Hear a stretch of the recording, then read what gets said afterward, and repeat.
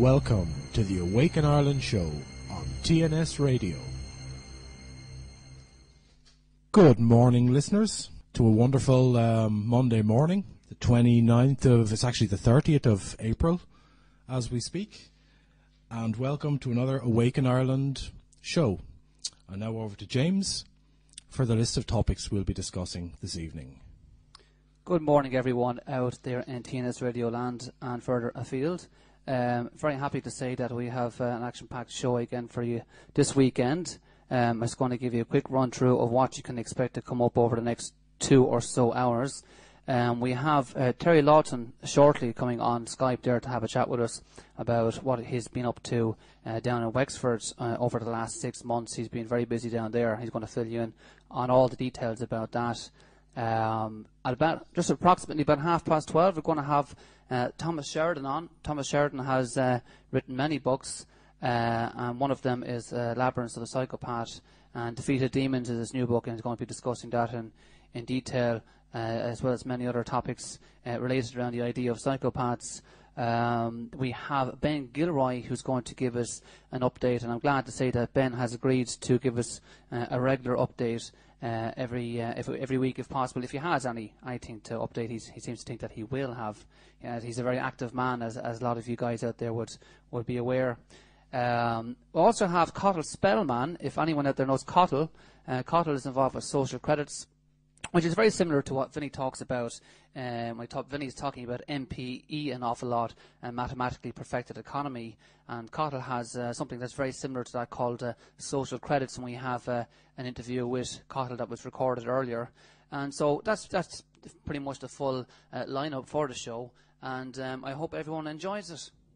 So we're just going to go to a quick song, and we're going to bring on very shortly. We're going to bring on Terry Lawton there from Wexford very shortly after that. Hello, Terry. How are you, James? How are you doing, Terry? Good evening, Terry. Good. And yourself? We're flying it. We're welcome to our second ever show of Awaken Ireland. Great. How's things going down in Wexford? Sure, good, James, yeah. Last street action day now we done was a couple of weeks back. But yeah, things have been going pretty well. Plenty of information getting out there. A lot of people going onto the website and Infowarswexford.com and their Facebook page as well. Bit of traffic on there, and just getting a good bit of feedback. You know, probably not as much as we'd like to have, but nonetheless, there's a lot of people, networking with us now, and others are being inspired to go out and do other street action stuff as well themselves, and all. So all is good, really, yeah. Great stuff. And can you just give the listeners a little history of how you got involved with all of this? Well, with Infowars, Wexford, or this. Well, truth seeking in general. Like, how did you get on this path? Like, I mean, because you must have had an awakening of some sort to start looking at things through different eyes, you know. Yeah. Well, I've always kind of felt something was wrong in the world, you know. I never really bought into advertising or anything like that. I was never sheepish type of person, you know. I always in my own little world, always in my own thing, like, you know. Never really led by others, like, you know. So yeah, never was institutionalized or anything like that kind of stuff, you know. So so just kind of around the time of the financial crash and all that, like it was 2008, you know, just things were getting, you know, with bailouts and all that. I just thought, first of all, like, there's something up here. We're bailing out banks. What's wrong here, man? Yeah. So, so I just kind of started going onto the internet, and I just kind of came across a few videos, like Alex Jones stuff and film Zeitgeist. I'm sure everybody has seen Zeitgeist. Sure, yeah. Yes, yeah.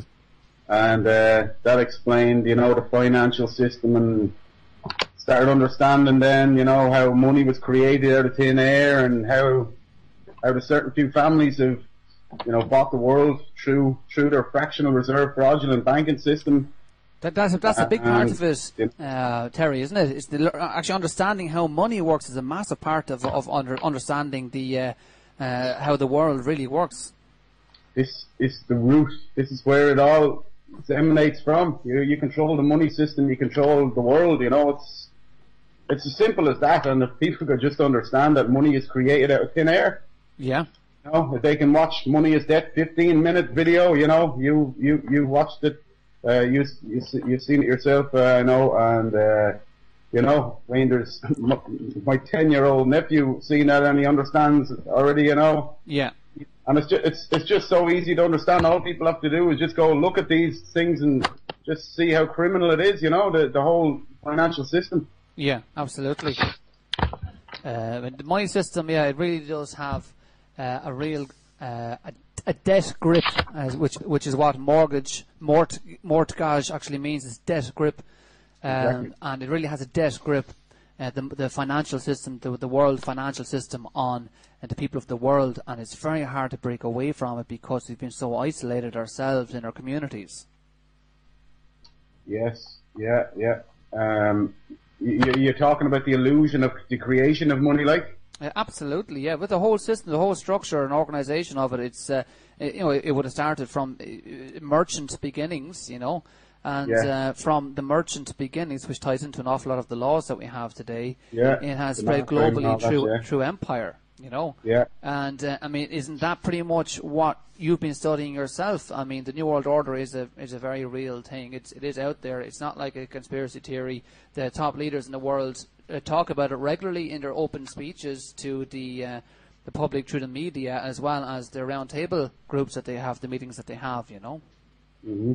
Yeah, well, we're in the New World Order, you know, whether people want to call it the New World Order or whatever, you know, the world we live in is the New World Order, you know, and it's controlled by a certain few people, a handful of people controlling billions of people. Yeah. And they can only do it through their media and their mind control and their money, their power through money. Yeah. And, you know, whatever you want to call it, you know, it's the system of control that controls this planet. And if anybody thinks for 1 minute, you know, that the presidents and politicians control things, man, you know, they're on a different planet altogether, you know. Yeah, absolutely. But, you know, I really think people are seeing through beyond the puppets now. They're realizing, you know, how ridiculous the whole, you know, it's just a circus now. People realize they know there's something, you know, badly wrong, you know, but most people can't put their finger on it. They don't know. They don't, you know, have the coordinates, as David Icke says, you know. Well, that's it. I mean, it's just when you start coming in contact with this information, then, you know, real information, how the world really works. Yeah. One dot, you join dots to dots, and, you know, you just keep joining them up until you see a big picture that explains everything that you've always questioned about why things are the way they are, and, you know. Well, the people themselves are starting to wake up because, I mean, they've got less money in their pockets, and they're looking at the banks getting bailed out and nothing ever changes, and they're kind of going, what the hell is going on? Why are they getting bailed out, and yet they're still evicting people from their houses, which is what we saw in Killeen there recently, on Wicklow as well recently as well. There's an eviction there too, and there's many more going on since the Ben Gilroy you know, presence eviction that went on there in Louth as well, you know. Mm-hmm. Yeah, that was amazing. Like that was the first really positive, you know, event, I think, in the whole sovereignty reality in Ireland. I think, you know, it was just it went almost, you could have called it mainstream. It was so viral, like. Yeah, it was up to 250,000 views within a week.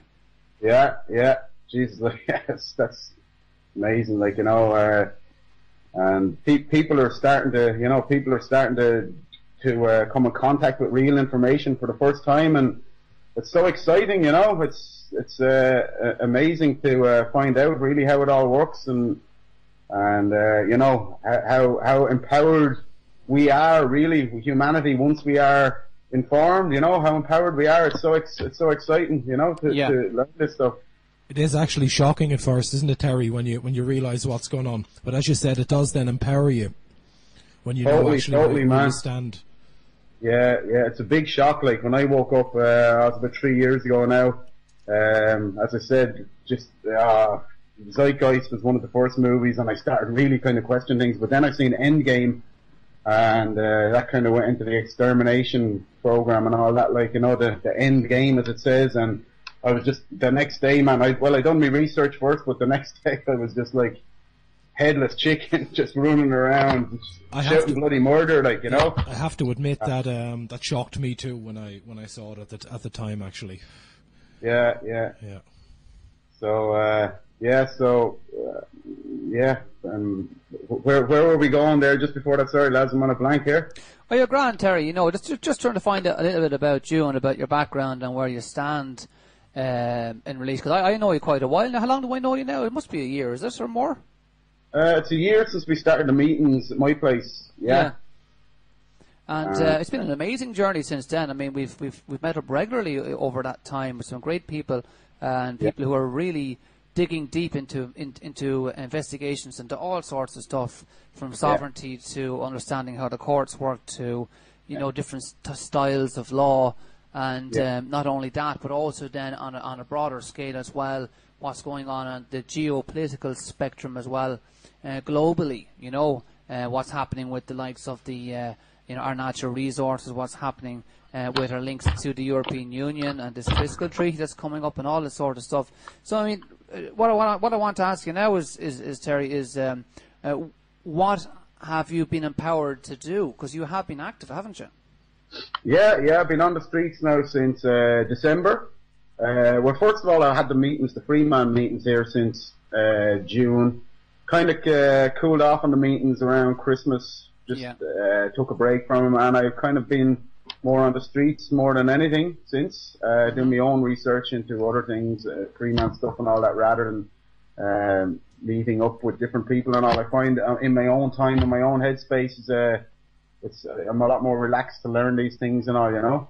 Terry, how's the reaction been? I've been out on the streets since December. We created, myself and Jessica Dubois, who I met at a rally in Wexford. We created set up Infowars Wexford, and we've been on the streets for 3-4 months.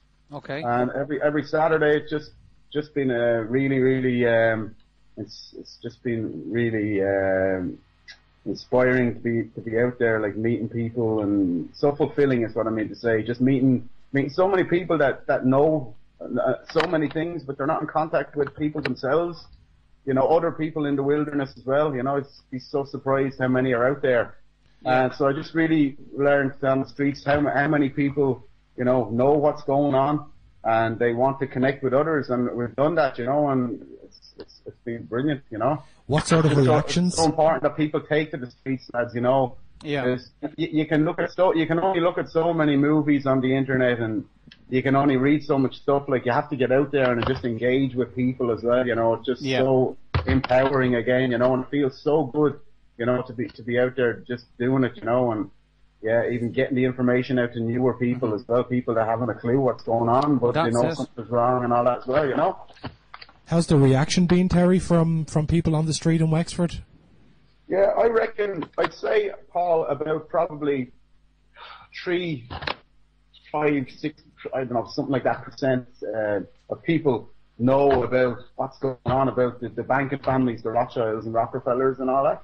And probably 50% of people just don't care. Another 30% of people know, you know, that something big time is up, but they don't know what's up. People are just so angry, you know. A lot of that 30% of people are so angry with what's going on. I think, you know, they're just they're hungry for information. But I'd say 50% of people out there are just, you know, they couldn't care less. They're just under total mind control, fluoridated out of their heads and chemtrailed out of it, whatever, like, you know. Well, they're occupied probably with trying to pay mortgages and to pay bills and what have you, you know, the usual distractions as such. The whole system, the way it's designed, just to overpower you with, you know, just overwhelm you and just to disinterest you in what they call politics. It's not politics, it's reality, isn't it? Well, we came across a very interesting article there a couple of days ago in relation to the Rockefeller Foundation on the internet, and in relation to the chemtrails that people are talking about a lot in recent times. Paul, do you want to talk a little bit about that there? About what was involved with that? Basically, what was said was that there's Bill Gates himself has promoted the use of certain interference with clouds An aerosol program, they said. Yes, an aerosol program. Absolutely. Yeah. That he's funding and supporting this aerosol program to stop global warming. Yeah, greenhouse gases, basically. He's actually come out publicly and said it, you know. So I think it's important that we do mention this. Yeah, well, the cover story behind the chemtrails is, you know, it's like everything. They have a cover story for the fluoride in the water. They tell us it's for our teeth. They have to have a cover story.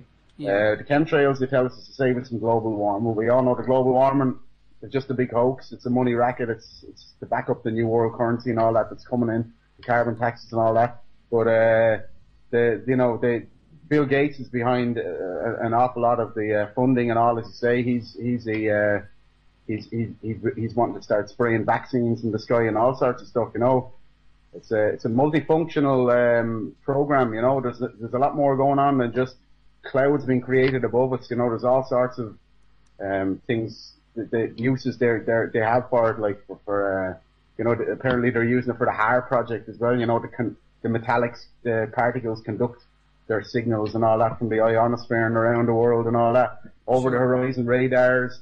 They reckon they're changing the DNA code through it. There's so much stuff. It just gets science fiction, you know, when you look into it. Like, but that's a fact. Bill Gates, that's what he wants to do. He wants to also release mosquitoes that have vaccines built into their proboscis, so they'll come along and just give you a little bite, and you're lobotomized overnight. How thoughtful.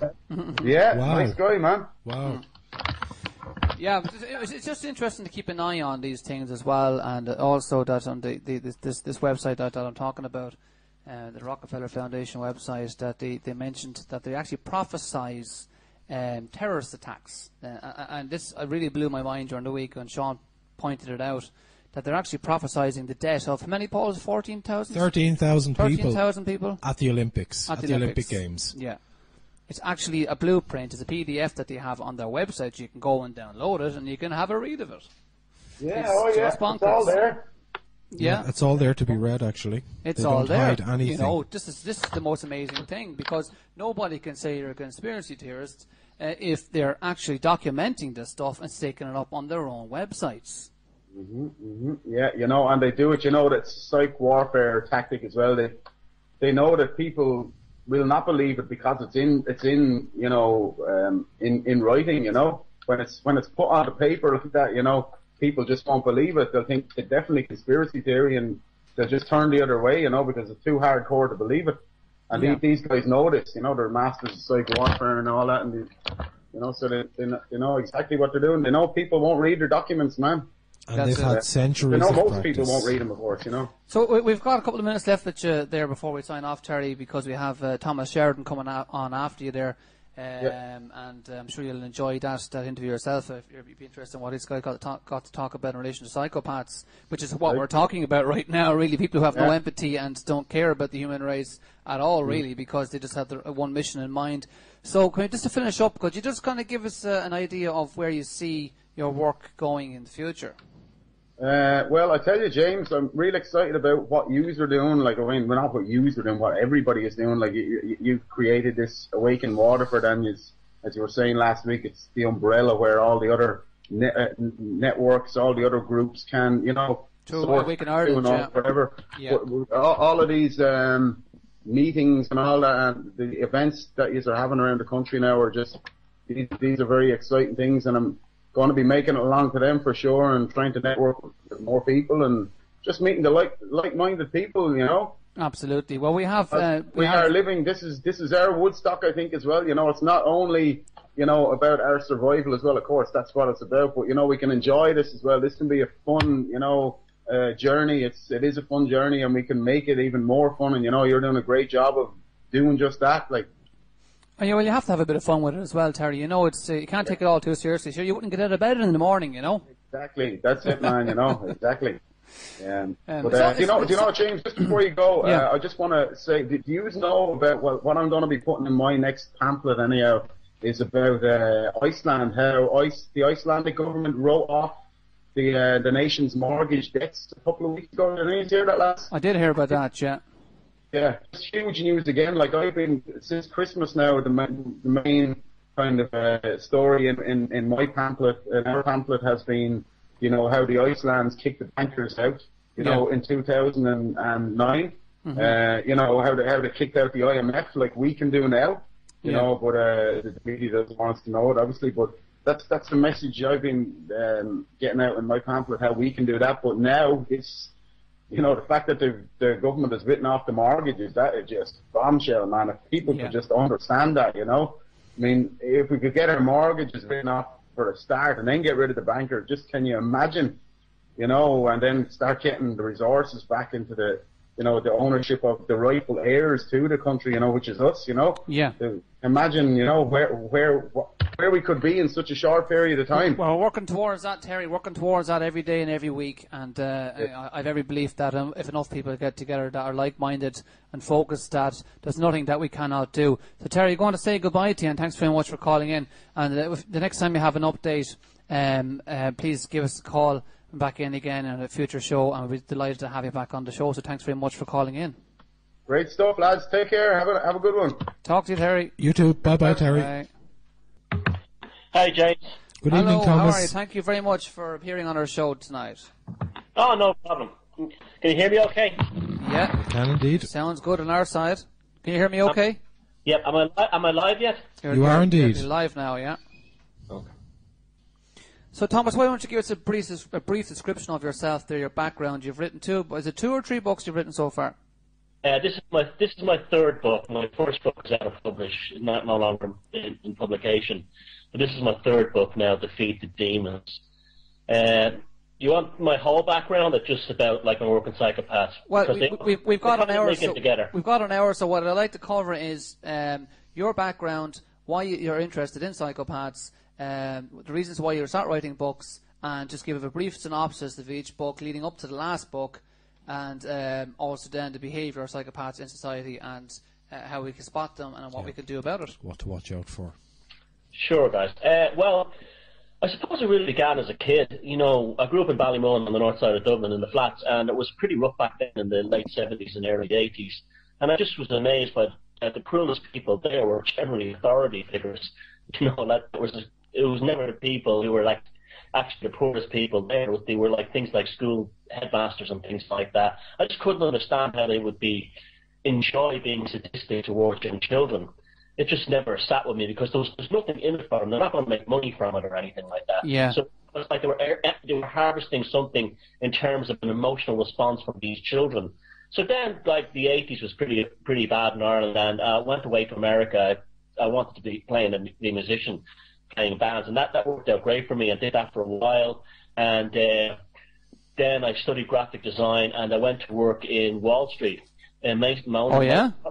Mostly investment banks, predominantly Goldman Sachs. I was there for nearly 3 years, but I also worked at JP Morgan and Chase Manhattan and Kidder Peabody before they were destroyed in an insider trading scam.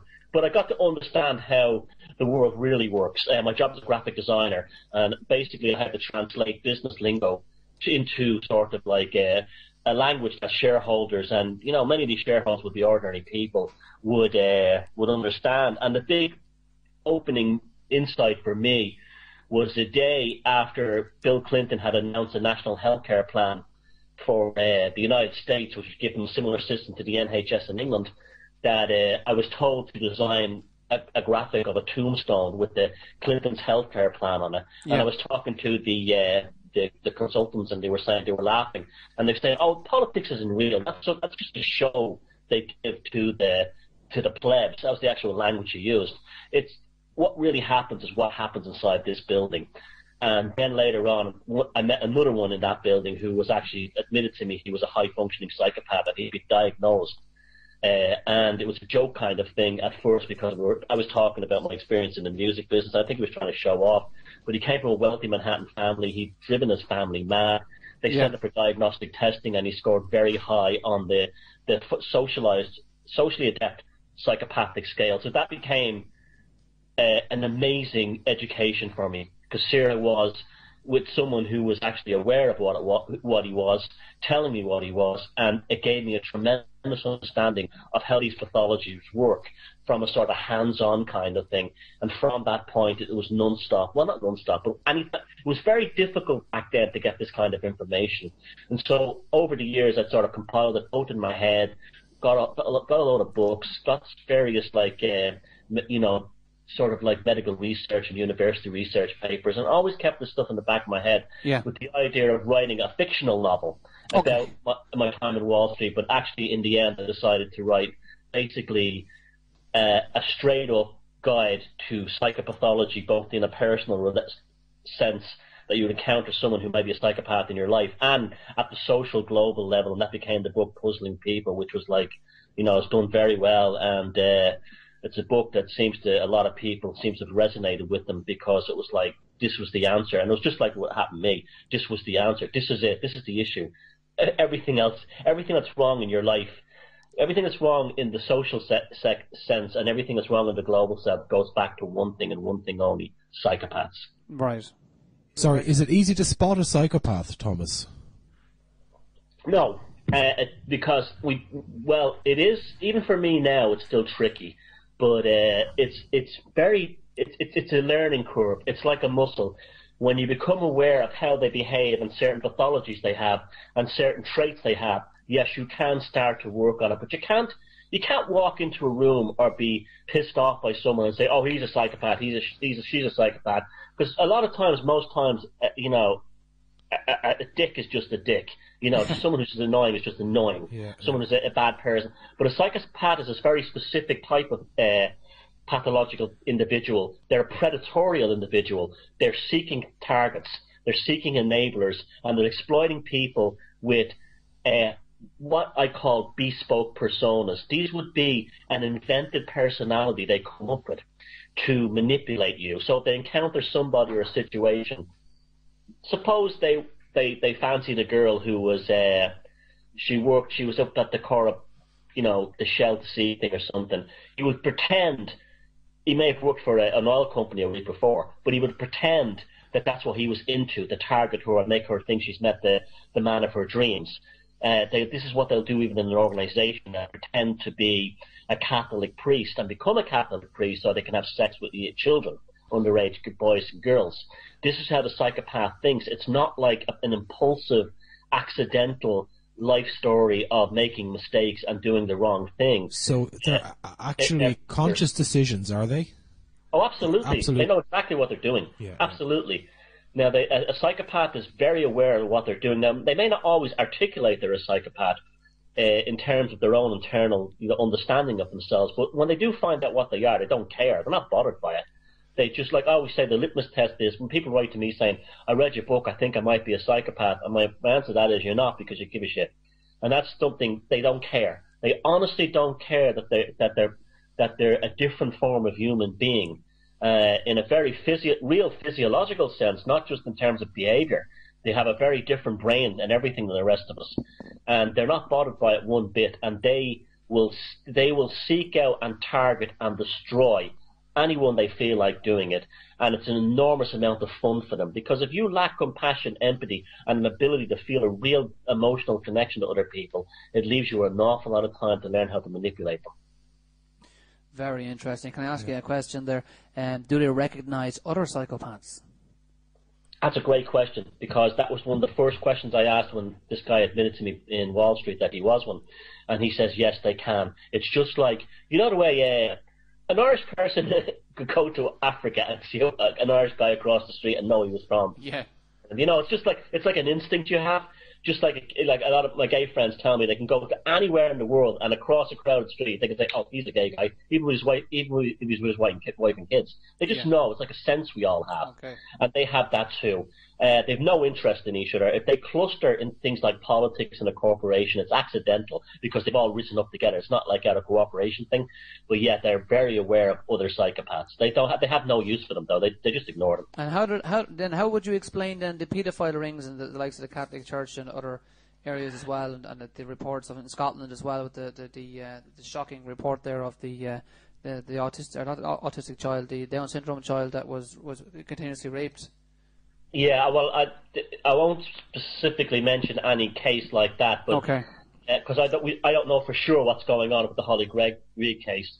But what I will say is that when they do get into positions like this, say the Catholic Church, paedophiles like here in Ireland and in America, that's an accidental clustering. And what happens is it's almost like the the sleazy politicians in this country with the nods and winks.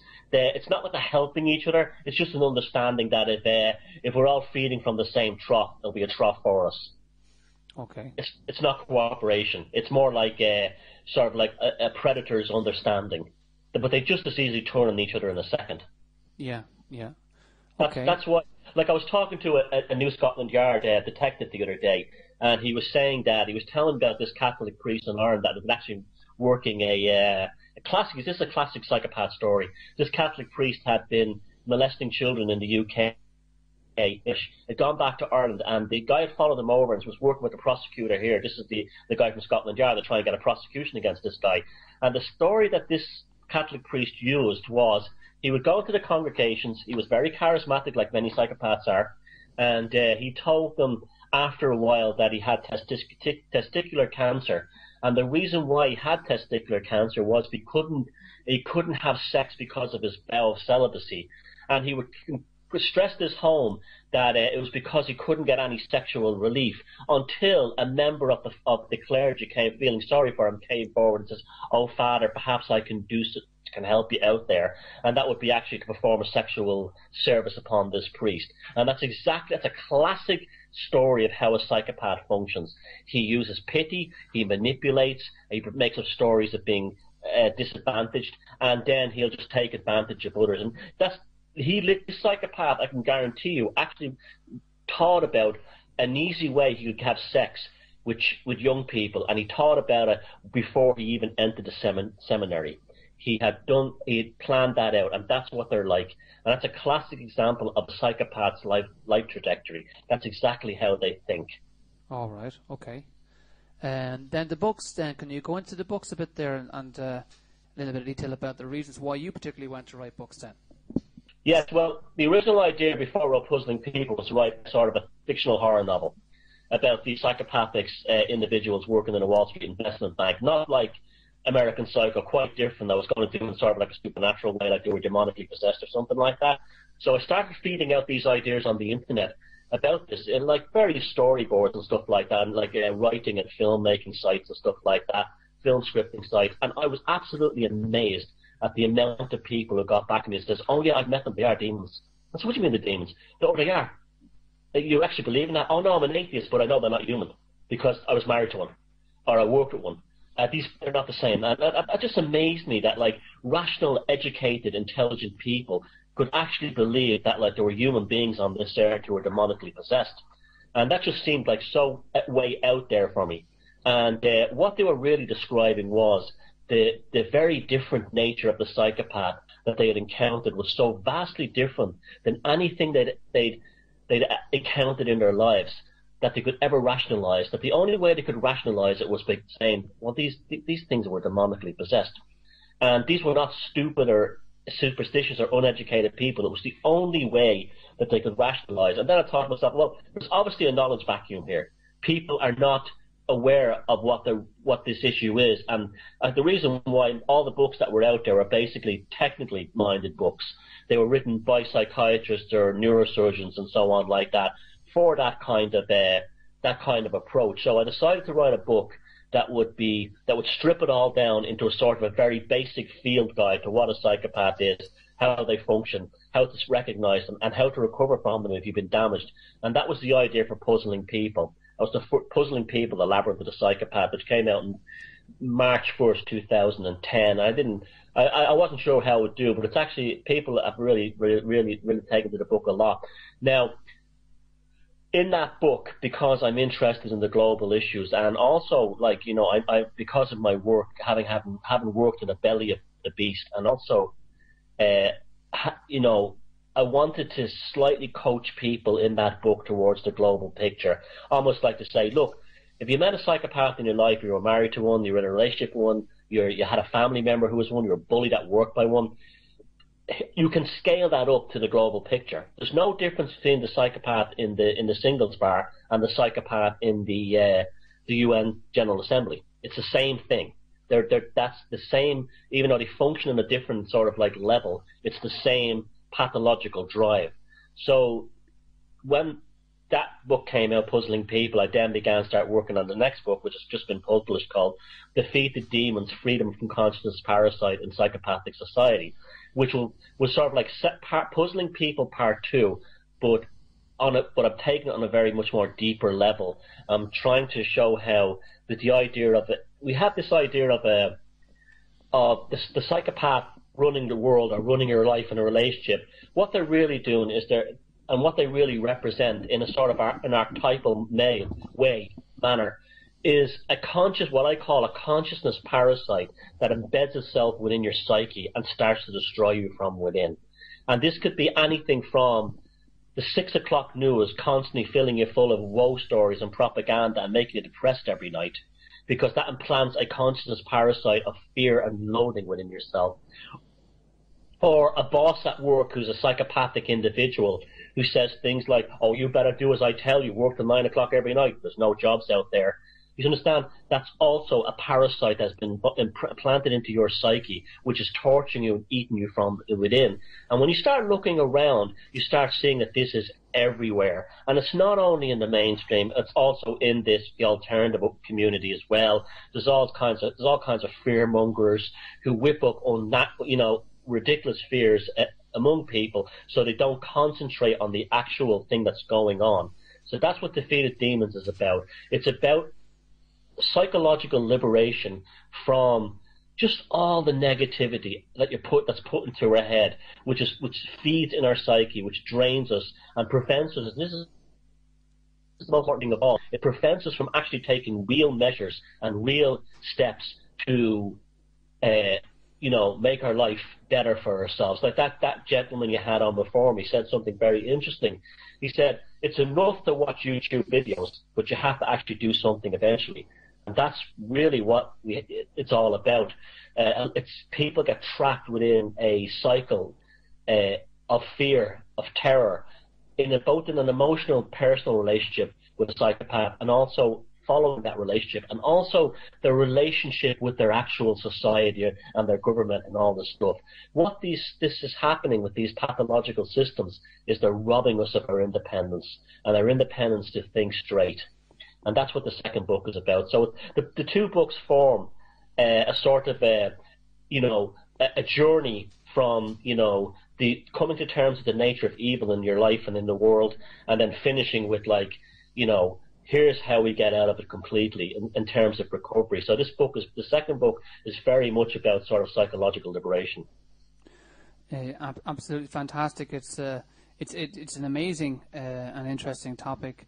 It's something that's always fascinated me, and I listened to one of your podcasts earlier, and that you do mention that there is the use. Is it the reptilian part of the brain that is active mostly with these people?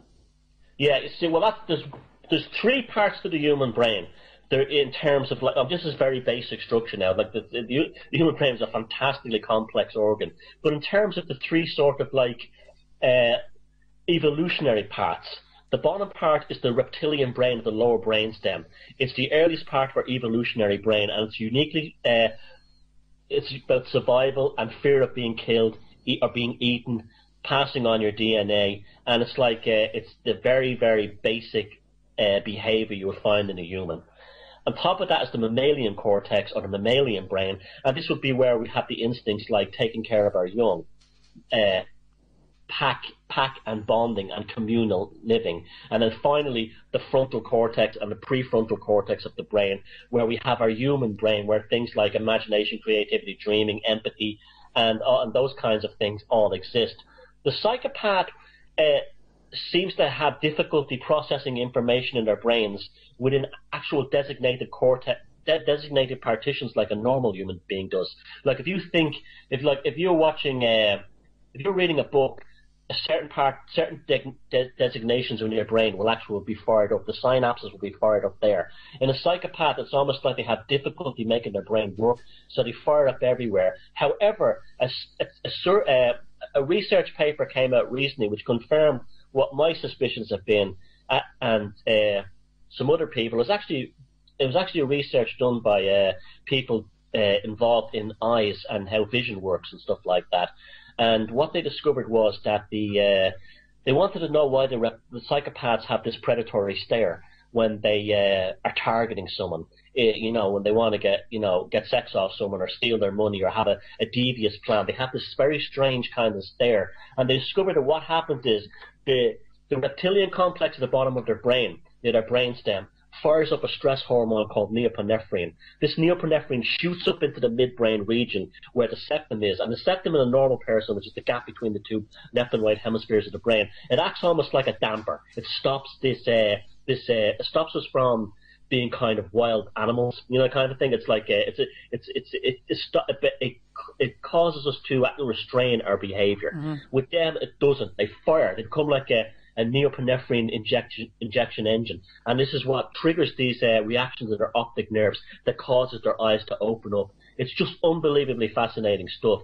And the limbic region of the brain as well is almost like the gearbox of the brain. It tempers our emotional behavior. Well, they're like going into fifth gear all the time, when they're in predatory mode. Also, they don't have this ability to tamper or to restrain or to muffle their desires, their needs and their wants, because they're purely target driven and target orientated. And this is why they make fantastic politicians and CEOs, because they just don't give a damn what they want. They will lie and cheat to get it. And once it's just business. It's just completely what they want and what they want to get. They will do it without any consequence for any human being. They'll destroy whole nations just to get money. This is how they think.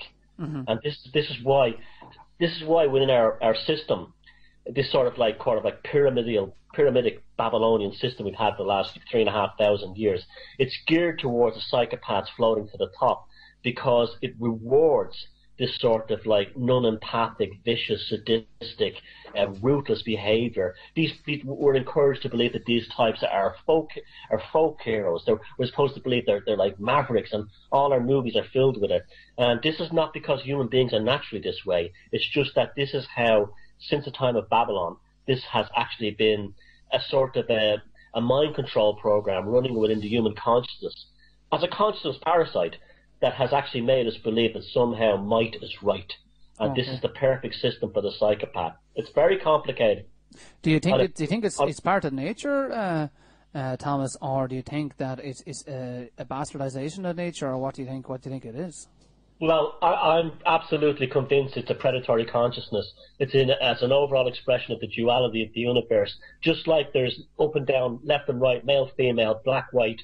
Everything in the universe works on a dualistic process, and it's the actual interaction and friction between these dualistic processes that actually cause the universe to manifest, because that's how energies are created. A psychopath is the same thing. It's the negative consciousness, where a normal human being with a positive consciousness. It's part of this evolutionary process. Now, their brains operate different, but it's not because of a neurological deficiency. These are not unwell people. They simply don't operate in their frontal cortex because they don't need it. It's horses for courses. They only use the parts of the brain they need. Just like if I had no interest in being creative, I wouldn't be bothering firing up the synapses in that part of my brain. You know what I mean? Yeah. Like, your brain is constantly building new neural pathways. It's constantly building new neurotransmitters, and the motor neurons and the mirror neurons, they're firing for specific functions. And these functions are triggered by the operating software of the brain, and that's the consciousness. So if you have a predatory brain as a predatory if you have a predatory consciousness, you will have a predatory brain.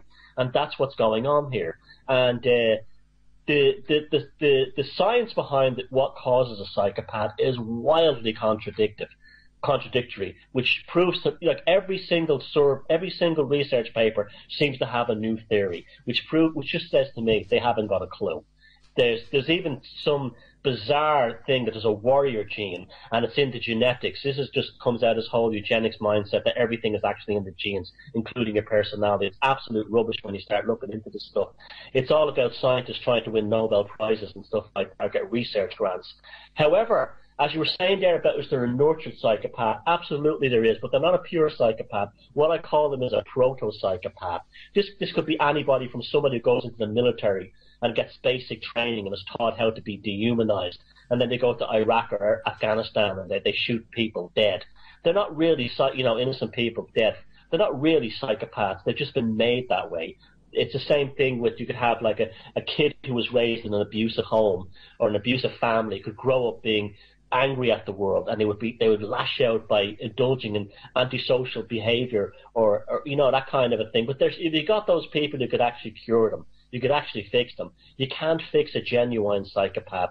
They've been shown to be just as predatory and just as vicious and manipulative until they're very, very old people in the old people's homes. They never change. In fact, I've heard a story recently, and this is incredible.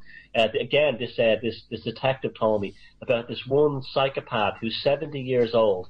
He's as fit as a 25-year-old guy. He could jump up into a ledge in a cell, and he masturbates 20 times a day, and he plays mind games with the guards. And he's 70 years old, and he hasn't changed.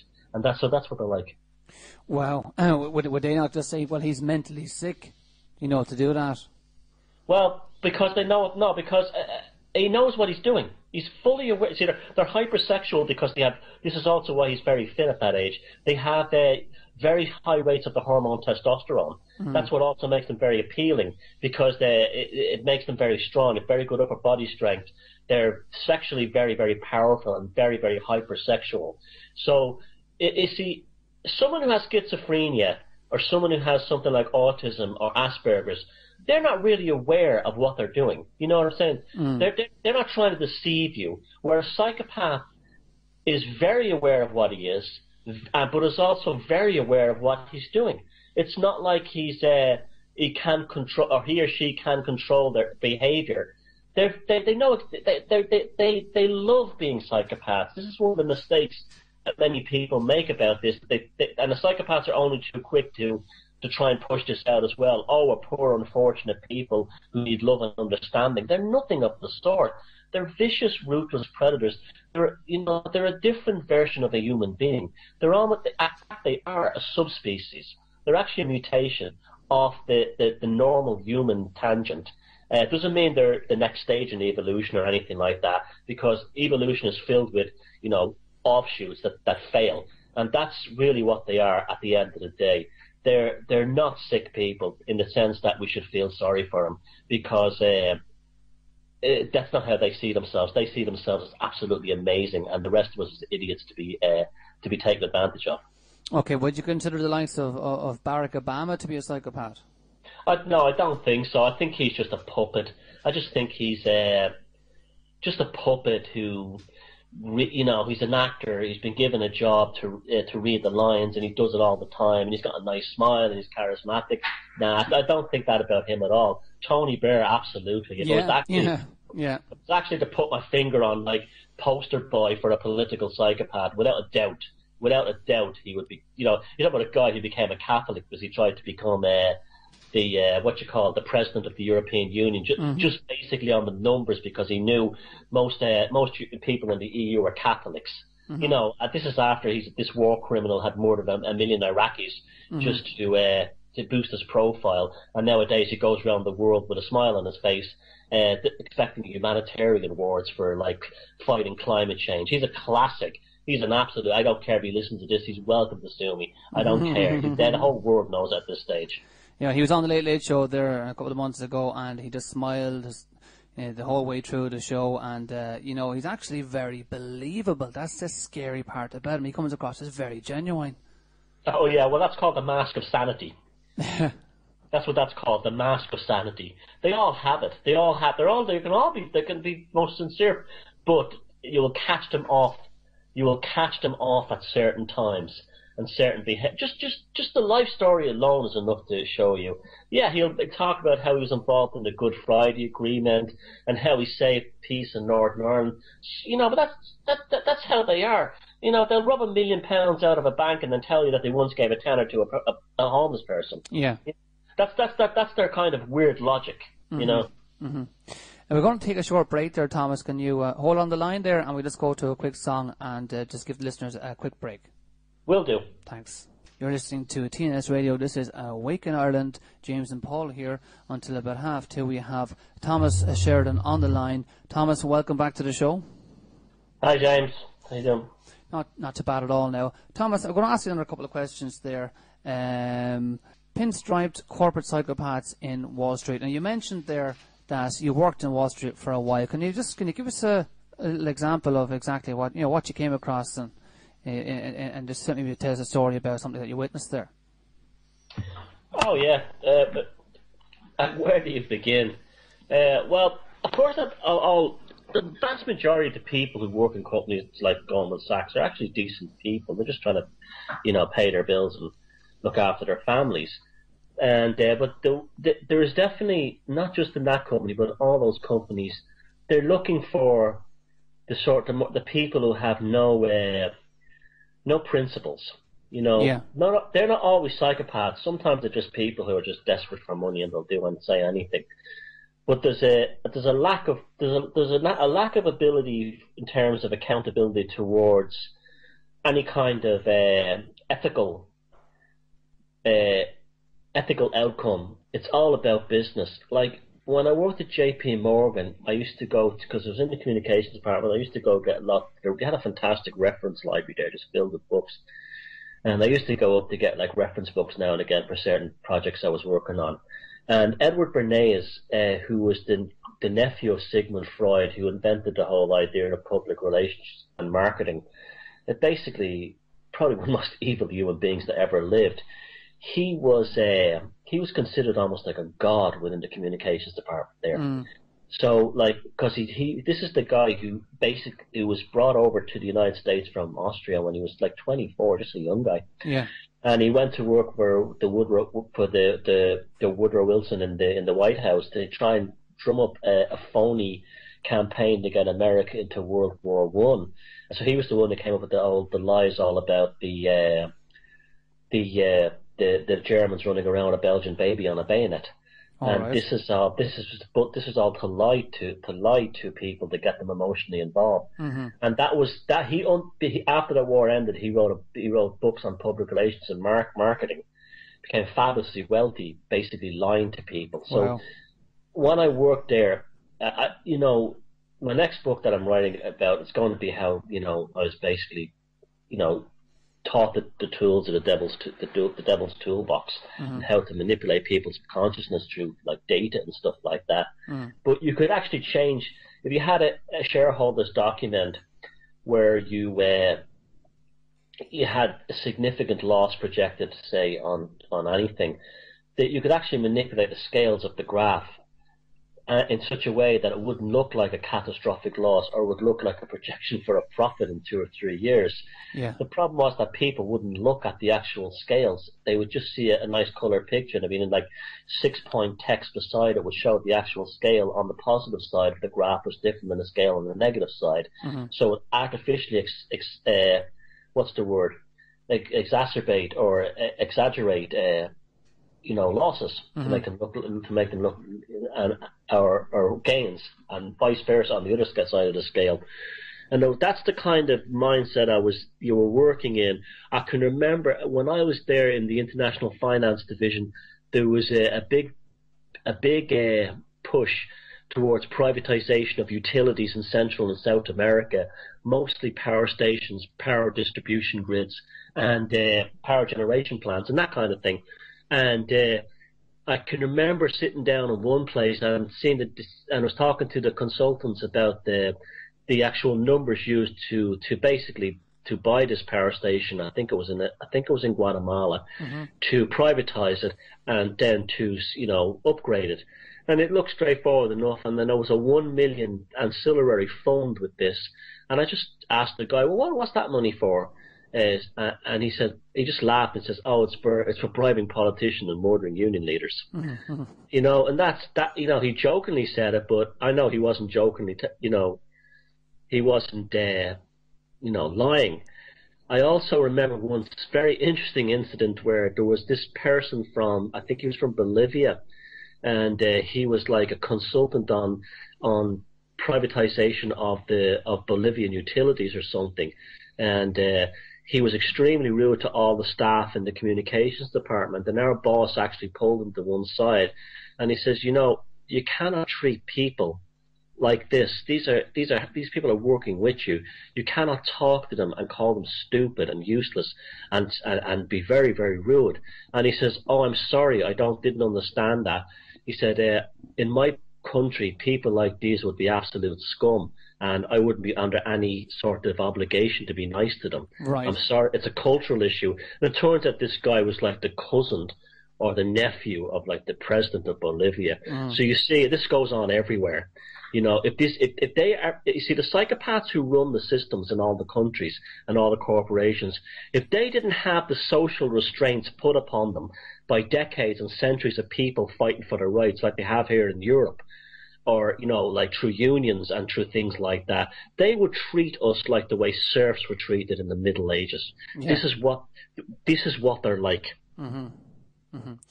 Would you agree that there's been a silent war on the population of the world since the end of the Second World War through economics, and that's driven by psychopaths?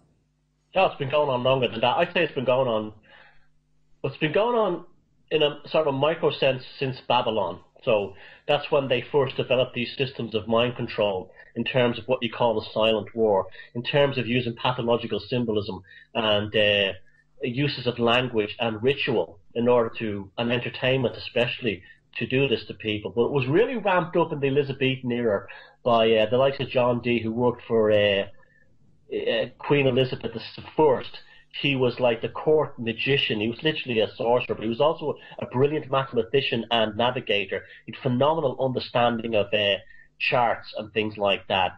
But he also was a brilliant a man for the way he understood and would use the English language. And he was the first one to teach heads of state how to use language in terms of words to make people think differently, but also with the specific thing of splitting the right and left brain, so the left brain becomes dominant and more dependent upon authority figures and control systems in order to be easily manipulated. He came up with the term the British Empire. At a time there was no British Empire. He was very aware that if you tell something, if you use language in terms of something that's happened, or using it, because of his work within sorcery and black magic, he had learned how to use all language to actually spell down people. So, for instance, you see that with a classic example of that in the modern age would be Obama. Yes, we can. Yes, we can. Yeah. You say that over and over again, that mantra embeds itself into people's minds, where they believe. Doesn't matter how educated they are. It can happen to anyone. It happens to me. It happens to you. It happens to anyone. It's just how our education system has made this happen. So, yes, we can. They, in their minds, and the people who hear that suddenly believe that things are going to change, but they don't really listen to the language. Yes, we can is not the same as yes, we will, or yes, we have achieved it, or yes, we will do this. It's yes, we can. I mean, we can change it, but maybe we can't. And hope is another one. He kept using the term hope. Well, hope and change. Well, hope is a word that means nothing when you think about it. Hope just means hope. I mean, if you put a gun to your head with one bullet in the barrel to play Russian roulette, do you hope you don't get shot? It's the same thing. It's just it's a lie. It's a cleverly disguised lie. Yeah. And change as well. What does change mean? What? Change for what? Nothing. I mean, you can change it for the worse as well as you can change it for the better. So this has been going on a very long time. It's not even been from the Second World War. They've been working on us for centuries because they are obsessed with getting inside our consciousness and changing us towards the way they want us to be. We literally are an ongoing working project to these psychopaths. Yeah.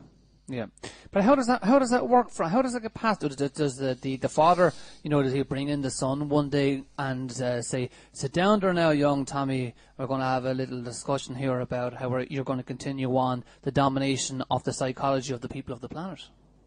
Oh yeah, well, that's exactly how it happens. But it's also a learned process as well. I was working in Italy in the late 1990s. And on my weekends off, I used to go to visit these the houses where the rich, like Italians, lived in the early Renaissance, late Middle Ages. And in the rooms of these sort of like Italian noble families were tapestries that showed like scenes of enemies having their heads chopped off, and an outbreak of plague in Umbria that killed, and all sores growing all over the peasants and stuff. And these would be often placed in the children's bedrooms.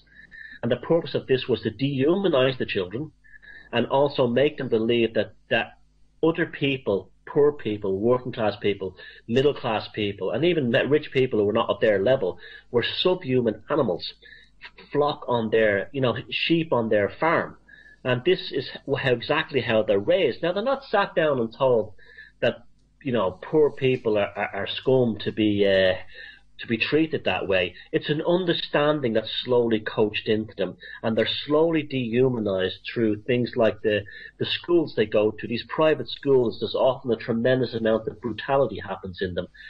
Especially like in the English public school system, young boys would go in there as a boarding school and they'd be raped, beaten by the older boys, no matter how rich they were. This is to dehumanize them, make them into proto-psychopaths. And then you have things like in this part of the world, like fox hunting, with the whole blooding rituals and stuff like that. Mm-hmm. This is another thing as well. And then you would have like the grouse beaters below them, who they're always constantly reinforced in a psychological sense that you're special and other people are stupid and useless, and they really have to be controlled. They really have to be taught how to behave themselves. And you see that with the likes of what's his name, Bill Gates. He's a classic example of that. He literally believes he has this lunatic actually believes he has the right to choose who should live and who should die on this planet. Mm-hmm. Mm-hmm. And that's what I like. This climate change thing, this is their latest thing. What the likes of Bill Gates, Ted Turner, Al Gore, and James Lovelock are suggesting in terms of their population reduction is little more than a sacrifice to their God, just like their ancestors cut out the hearts of people thousands of years ago, poor people, by the way, or culled the herds, or reduce the population of the Grecian islands through starvation to maintain the population so it wouldn't bother them. This is exactly what these people are like.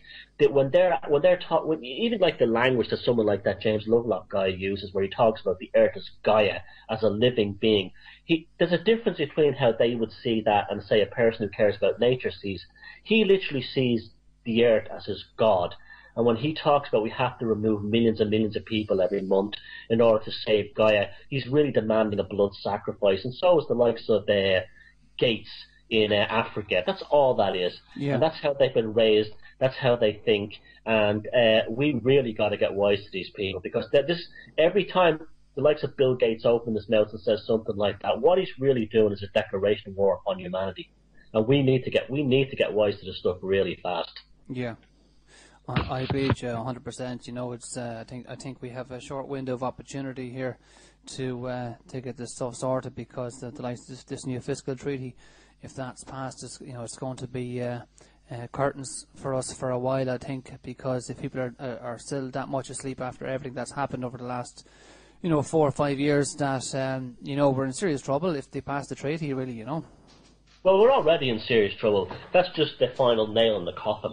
That just makes it official that the nation of Ireland no longer exists as a sovereign nation. We're a vassal state within a European superpower that has like imperialistic aims. Mario Barroso said that. He said that the European Union is an empire, and this is exactly what we're up against. And this treaty will probably, it sounds like it's going to be rejected actually, but even if it is, it'll be interesting to see what happens. I'm actually very interested. I don't pay much attention to the news and media, but I am fascinated by how this whole treaty is going to pan out. I really don't know. It's obviously we have been raped and pillaged by the bondholders, and with the full permission of the last government. The last Fianna Fáil and Green government will go down in history as the greatest disaster in the modern era, maybe since the Civil War that this country has experienced.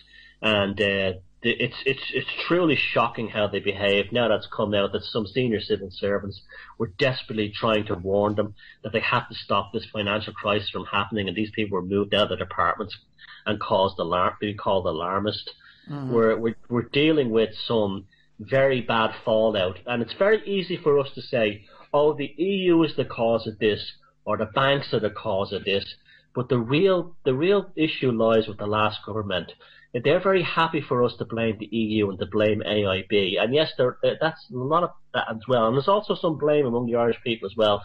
A lot of the sort of like losing the run of themselves and 2 or 3 mortgages and stuff like that. They have to take a personal responsibility as well at some level. Yeah. Like I didn't borrow a penny during the boom years. Didn't borrow a penny. So why should I be bailing out NAMA, property developers?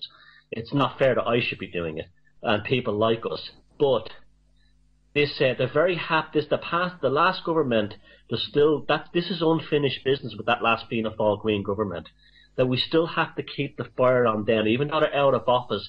Some serious questions have to be asked about that midnight or whatever it was, 3 a.m. bailout that was arranged with the IMF without a parliamentary or Dáil debate. This is very, very serious stuff. If Michael Collins was, these people are so quick to invoke Michael Collins and Deborah Lira and James Connolly, but if those fellas were alive today, they would have they'd have taken the last government and put them up against the wall and had them shot. I know. That's literally what would have happened.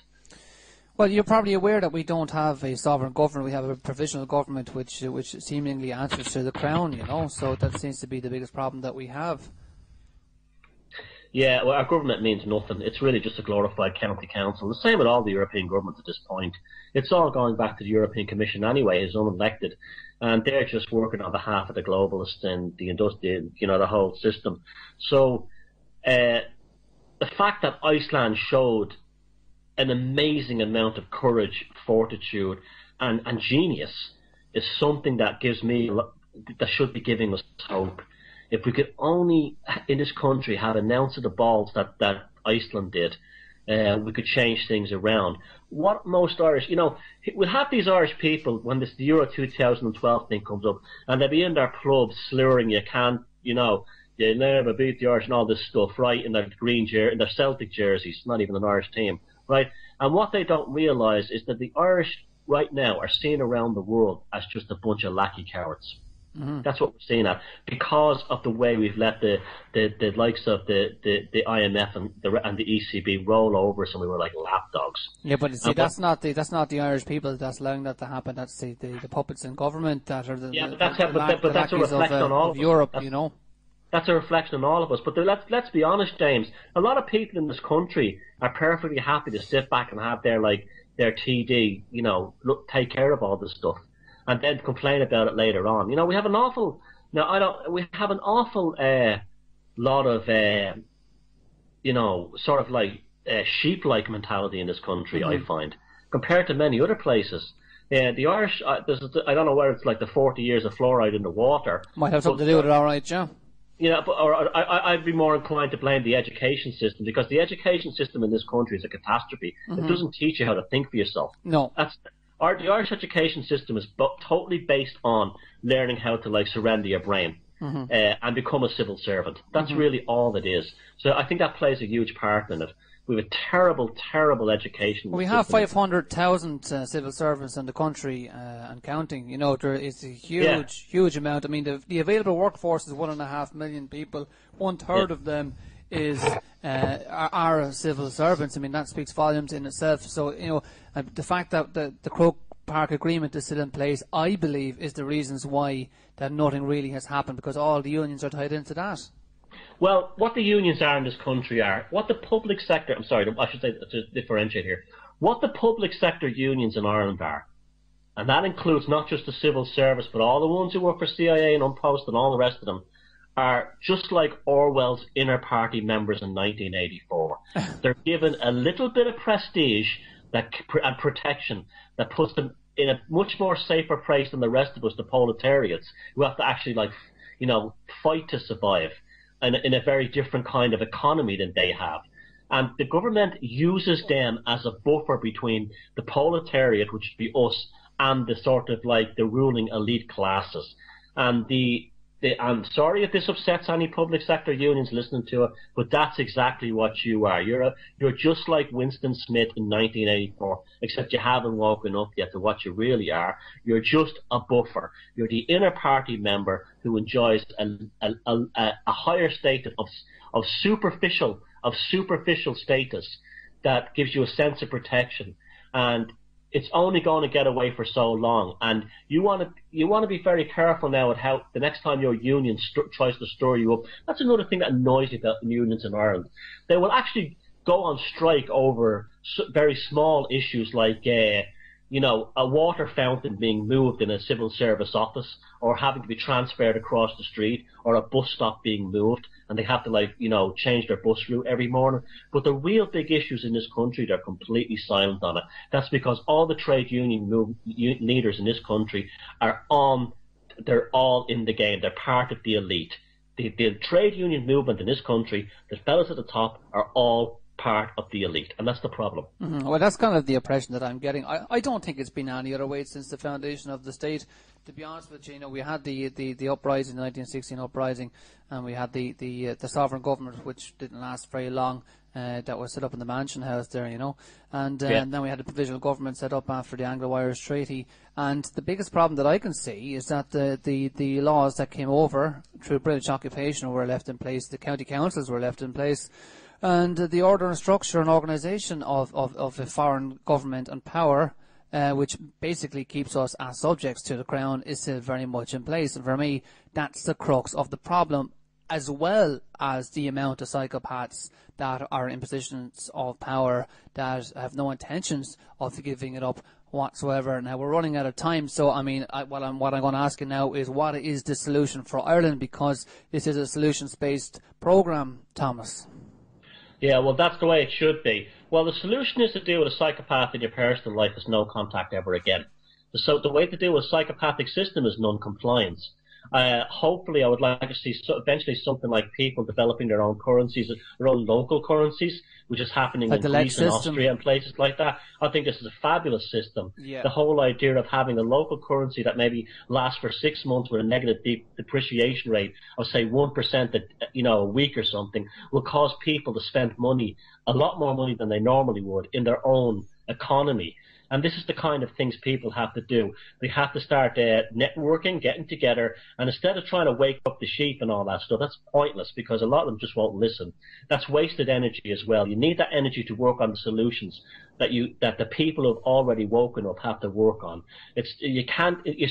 All the time spent wasted on trying to wake people up is better spent on people who've already woken up trying to get out of the system. And so that's the way to do it. Non-compliance. Don't comply with them. And eventually, if enough of us do it, the whole system will fall apart. And that includes voting. I would never vote ever again. Yeah. The last time I voted was the Lisbon Treaty second vote. And when I saw what that was all about, I decided, well, democracy is obviously a joke in Europe, so I'm not going to waste my time with it. So that's the whole thing. Non-compliance, self-sufficiency, get out of the system, get any kind of negative toxic entities that are in your organizations out, and work on solutions, skills, abilities, and independence. And you'd be amazed how empowering that is. First thing to do is switch off the TV and, stop watching Brian Dobson and George Lee filling a head full of propaganda every night on behalf of the government and calling it news. And the same with the media as well. The media in this country is an absolute catastrophe. Newspaper journalism is just literally government press offices with a few words changed. Sure. Yeah, it's funny that you say that people need to take the power back to themselves. That's kind of what we're doing with the Awaken Ireland movement, Thomas, that we're setting up a grassroots movement all throughout the country and tying in with all the already established groups that are grassroots movements as well.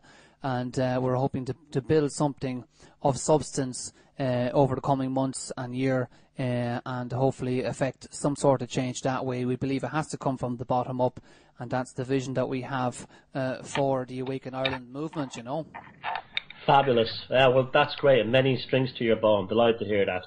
Now, I have a question for you in the chat box there. I don't know anything about this, but I was asked to ask you about your comments in relation to Billy Maguire on Facebook. I don't know what that means. Who's Billy Maguire? He is the president of the IRB. Well, yeah, that's basically who he is in relation to sovereignty and the Mansion House. Oh, the IRB? Well, I may be on the wrong station for saying this, but Irish Republican. I don't know anything about Billy McGuire personally. I just know. Oh, I know that's the family who have actually hold the sovereign seal. That's correct. Well, that's Irish Republican Brotherhood. Look, if you look at the roots of Irish Republicanism, it's no more Irish than the roots of Unionism. It totally comes out of European Freemasonry. The whole United Irishmen thing in 1798, I'm not putting down the people who actually died and that and stuff like that. It goes right back to the Grand Orient Lodge in Paris. These were European Freemasonic Republicans who had a new system that came directly out of the Bavarian Illuminati, because the Bavarian Illuminati on the Reichstag was set up as a way of transferring power from royalty into corporations, but it was the same people in charge.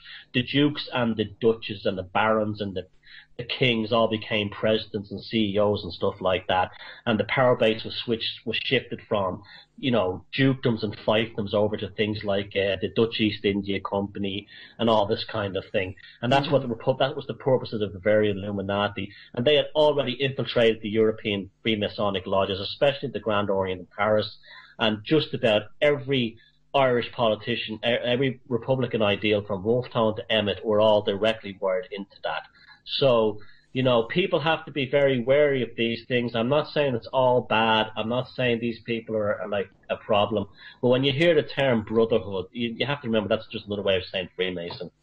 Okay. So what you're saying there is, to sum it up, is that you've no idea whether people today involved in the sovereignty movement or the IRB or any links to that, are psychopaths or no, it's nothing to do with psychopaths. This is a question about how certain systems work in this. This is a separate topic. I'm not calling anybody a psychopath except Tony Blair and Henry Kissinger and stuff like that. Yeah, Henry Kissinger. Someone asked me about what do you think of the IRB. Right. My attitude is that it's tied. I don't like the idea that one family has this sovereign seal. It smacks of like inheritance and royalty to me or something. Okay. Well, everyone's entitled to their opinion, and that's why we bring people on the show. I'm not calling these people names or anything. Sure. They're perfectly entitled to do what they want. Yeah. And anyone who's involved in these organisations, good luck to them. That's their personal choice. And long may that exist. But people should, when they, I saw that video of the turning of the seal, and it didn't sit right with me. It just seemed very un-Irish or something. Mm-hmm. It had this sort of like regalia feel about it. I'm just not comfortable with those kinds of things. But if that's what those people want, and that's what people that are drawn to, well, the best of luck to them, and good luck to them. Okay. Well, that pretty much sums up the interview. Paul, have you got any questions there for Thomas before we? Not at the moment. Before we finish up. Okay. Well, Thomas, thanks very much for having coming on the show here this morning, and I'm sure we'll have you on again in the future. Can I make an announcement? Sure. On the 27th of May, I'm going to be at the Stillorgan Park Hotel as part of the Financial Terrorism Tour. I'm on a speaking bill with John Perkins, who wrote the Confessions of an Economic Hitman.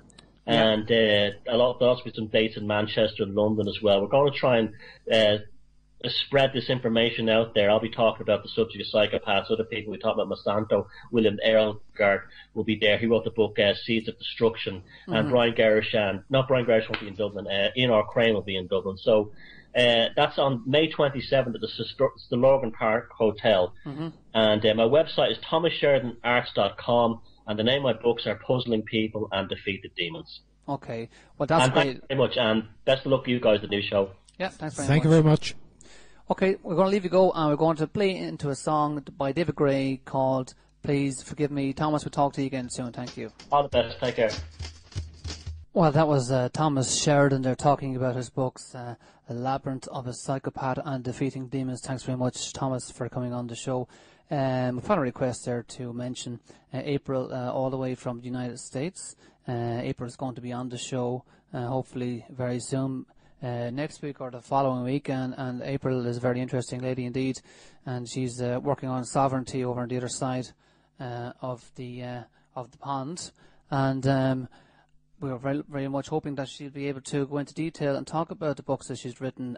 She's written a book called The Civil War with No Ending, and the federal and state grand juries, and haven't had a chance to have a look at them yet, or any of the lads here, but we'll go through them, and we'll definitely get her on the show. Now, we were talking to Ben Gilroy earlier today, and Ben, as always, is very, very busy, and we had to interview him in transit, and I have no idea where he was going, but I'm sure it's someplace important, as always, and we have a short interview with him here, and it's an update about exactly what's going on in his world and what he's been doing 2 days with sovereignty and in relation to the courts, in relation to defending other people who don't have much knowledge of the law, and also in his dealings with the government, as in trying to find them accountable for, or make the government find the financial institutions accountable for the mess that we're in today. So here's the interview from Ben Gilroy. And on the phone we have the famous Ben Gilroy. Ben, how are you? Good, how are you?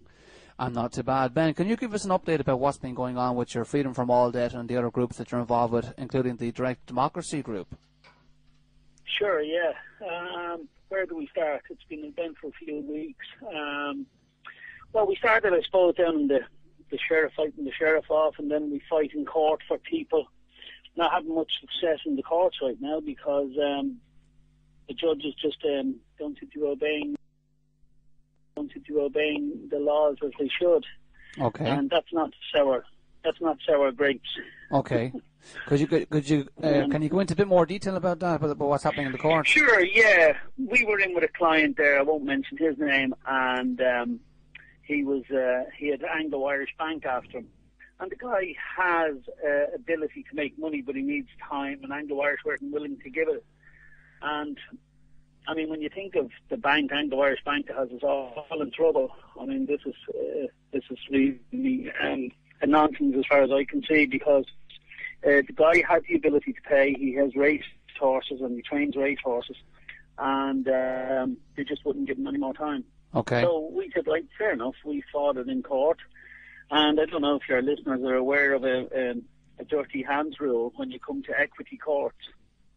But there's a rule in court, and like I try to play them at their rules, right? So we go into court with it's what's called dirty hands rule. So a maximum law would be he who seeks equity must act equitable. Okay. Or he who comes to court seeking equity must come with clean hands. Mm-hmm. So to give you an idea of what that means is, say you and I robbed the bank, yeah, and you didn't give me my share of the money. Well, what chance do you think I would stand in the High Court looking for that? Not much. Slim to none. So Anglo-Irish Bank then broke serious liquidity laws in this country, and the liquidity law is easy enough to prove. I mean, the liquidity laws are serious. They carry 5 years imprisonment, and if you needed a bailout, well, then you had to have broken a liquidity law, because the liquidity law is about keeping the bank liquid, and if you keep the bank liquid, you don't need a bailout. Does that make sense, right? So what you're saying there, Ben, is that they really should be imprisoned if they're getting bailouts. Is that what you're saying? A lot of bankers should be in prison, and then they brought out another law in 2009, and that's what's known as a cover-up law. But I can show people the cover-up. We might go into detail on that some night when we're on Skype and pass documents to each other, and I can show you stuff. Sure. But so any bank that got basically a bailout has broken liquidity laws. And that's most of the main banks in this country. But when you think Anglo-Irish was the main catalyst for this nonsense, that's who we were in court with. So we asked the judge to recognise that there was a law in the court on the table, and that it was a very serious law, and the court accepted that and accepted it was serious. Okay. And then we brought in about the dirty hands rule. Now remember, the barrister over the far side has not said a word. Okay. And so when we brought in the dirty hands rule on seeking equity, the judge realised we were walking him down an alley that he didn't want to go down. So he was pulling a halt to it, and he didn't know what to do now. He was in a panic. And he started shouting down at us, basically saying, well, hold on a minute, it probably didn't affect you. I mean, that's the best he could come up with, right? And we said, well, if it didn't affect us, then we must be the only people in Ireland that it hasn't affected. Yeah, absolutely. And he was having none of it, right? So he kept saying, no, I'm not satisfied that it affected you, because he realised they were caught with their pants on. Now remember, only the judge is fighting.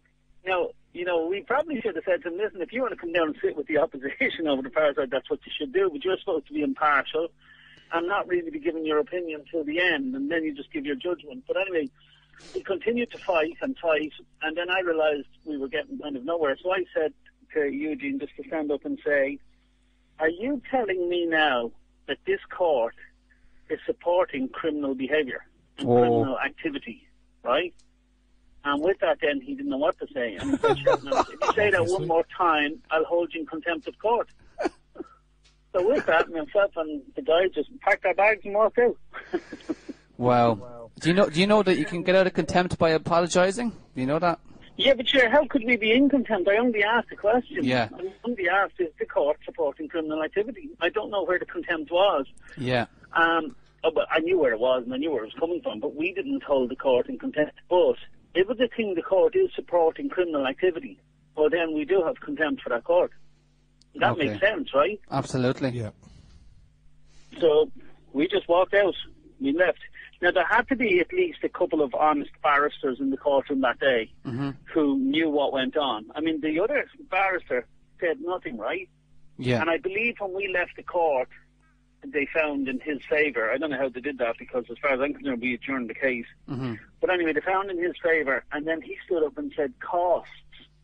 And I was just wondering, did he mean for the judge or for himself, or is he going to split it? Because the judge fought a very good case for him, but he never opened his mouth. Wow. And I just thought that was a bit peculiar as well.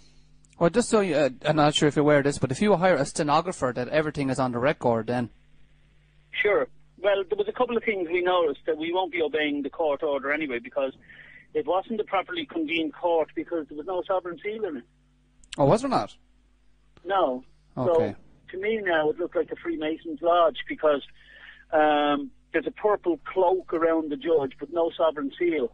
And we went in the next day, and I have it recorded on the iPhone because I recorded it, because it wasn't a properly convened court, so I thought it was okay to record in it. And when we went in, we recorded, and we looked behind the curtain, and there is no sovereign seal in the courtroom. And then we spoke to the clerk. And a lot of people might say, oh, well, then, you know, that's sour grapes and you lost and blah, blah, blah. And I understand that, right? So all I'm looking for is fairness. And I keep saying that to people. What we did was we went in and we asked the clerk of the court for the DAR system.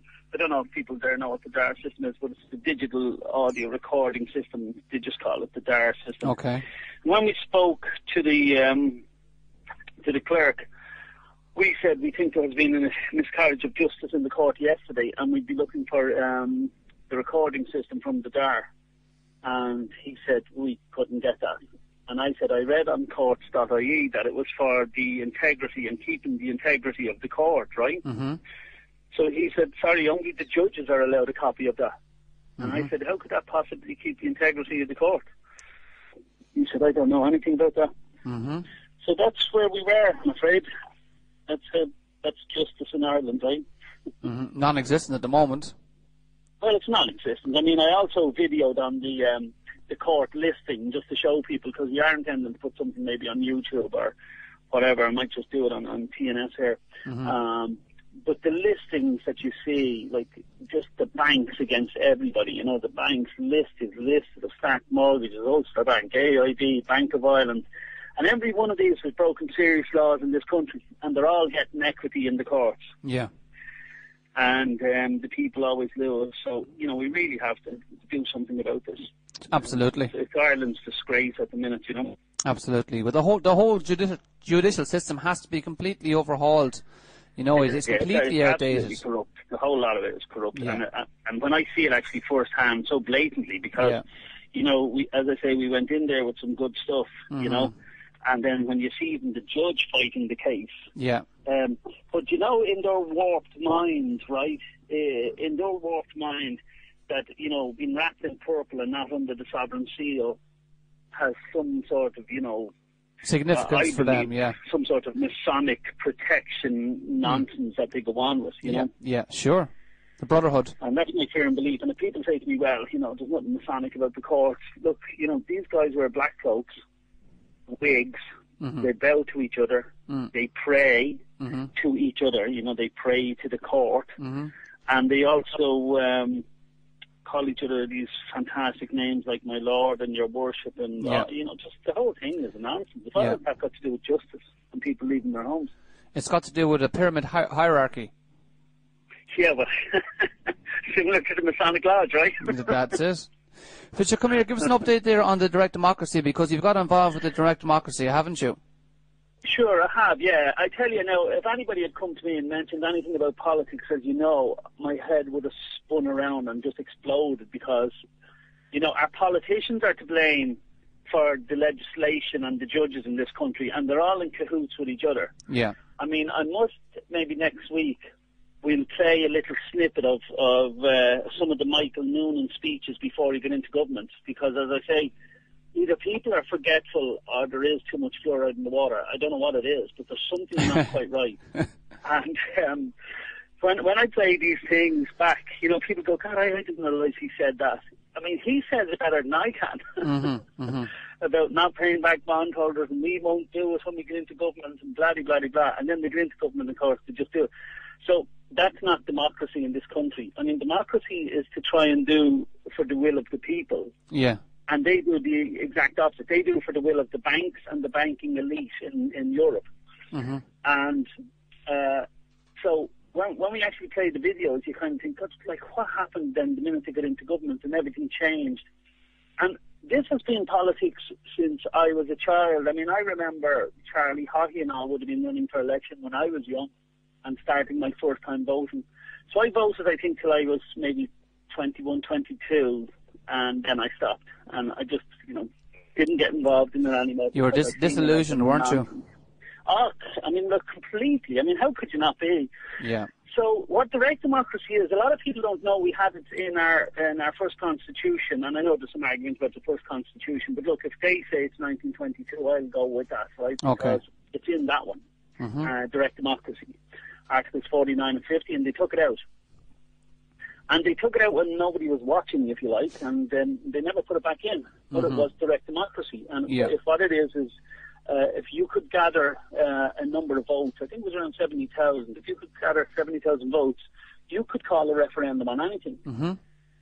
And that was like your safety valve against these clowns that you have in government now, which have basically sold our oil rights, sold our gas fields, sold our fishing rights, sold our mines, just basically sold the silver of the country. And we're left with nothing, you know. And not only that, then what we are good on, and at least what we should be terrific in the world, is like organic food and stuff like that. We're being paid to leave fields bare.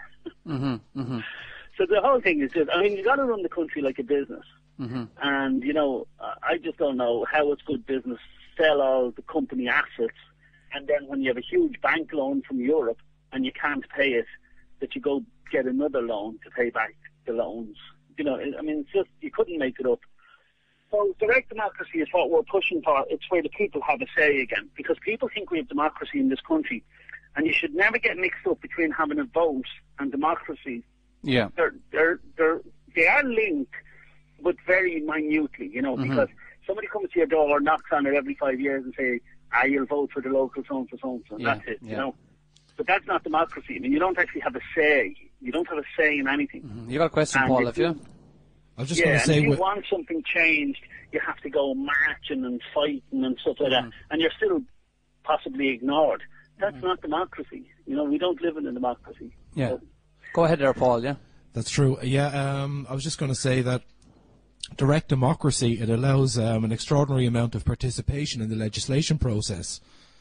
Of course. Don't we need that badly, because you can see that the legislators, the courts, the judicial, the government, nobody listens to the people. The people's wants are put second to the wants of corporations and banks in this country. And all throughout Europe too, to be honest. And I think Ireland, I wouldn't like to be doing this in the States or in Germany, but Ireland is actually a lovely size. It's an island, you know, it's just got the right number of people, and it's at the right time in our history for us as well. That we really need it now. Absolutely. Paul actually lived in Switzerland for a number of years, and they have a very successful system of direct democracy there. Yes, I know a number of people that live there, and I'll give you an idea of the Swiss. Right, the Swiss have probably the safest banks in the world. I think that's fairly safe to say. They also have probably the highest standard of living in the world, and they also have among the best services in the world. Now, their services cost them roughly 36% of their GDP.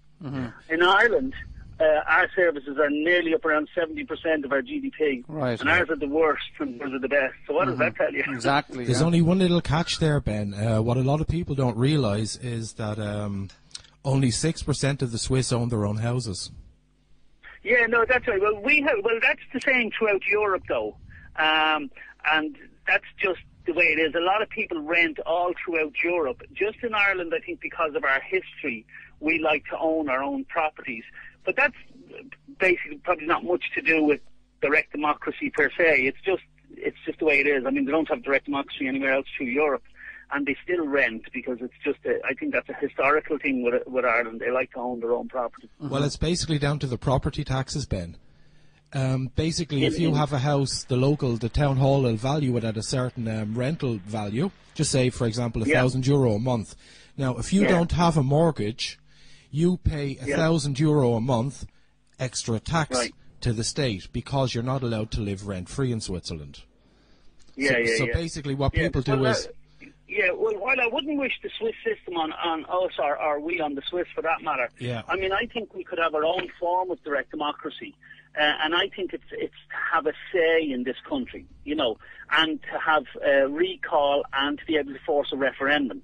I think that's very important because if you take the way our country is run, right, say the meeting during the middle of the night with Fianna Fáil and all the cohorts there, and they decided to bail out these foreign bondholders and investors, the likes of Goldman Sachs and Rothschilds and all that were on this list. I think if you were in that room and we had a direct democracy, at some stage somebody would have piped up and says, listen lads, you can sign anything you want, but you know when it goes in front of the people, they're just going to say no. They'll call a referendum. Exactly. So it doesn't mean you always have to keep calling referendums. The idea is that the referendum threat sits there like a policeman enforcing the government to do what's right for the people. Exactly. And that's the point. And we don't have anything like that right now.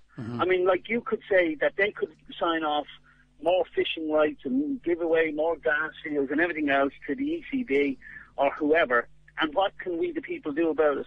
Nothing. Protest. Like we did in Mayo that time when they were putting the pipes through and you see the guards pulling the people up off the road and beating them. Yeah. I mean, that's not democracy. And that's what happens to a people when they have no say. I mean, they have a vote, but they don't have a say. It's frustration, isn't it?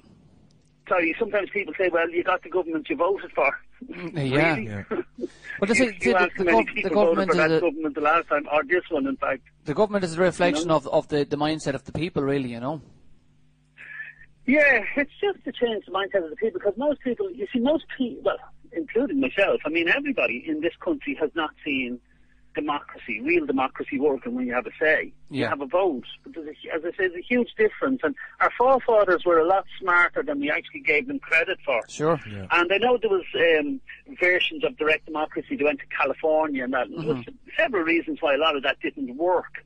But in general, I think the Irish can learn from both the California method that failed and the Swiss model that is successful. And you know, cherry pick the best out of it that suits us, because, you know, we're Irish and you know, we've a small little island here, and I think in Switzerland they had 26 cantons. That's right. You know, areas around Switzerland. We have 26 counties. We're very similar, you know. I think they're twice the population, but they're half the size of us. Yeah. But however, I wouldn't wish, as I say, us on the Swiss, nor the Swiss on us. I mean, we need to do it our own way. And that's why I think it's a great time in our history now to let the people, because the people are well tuned in this country, you know.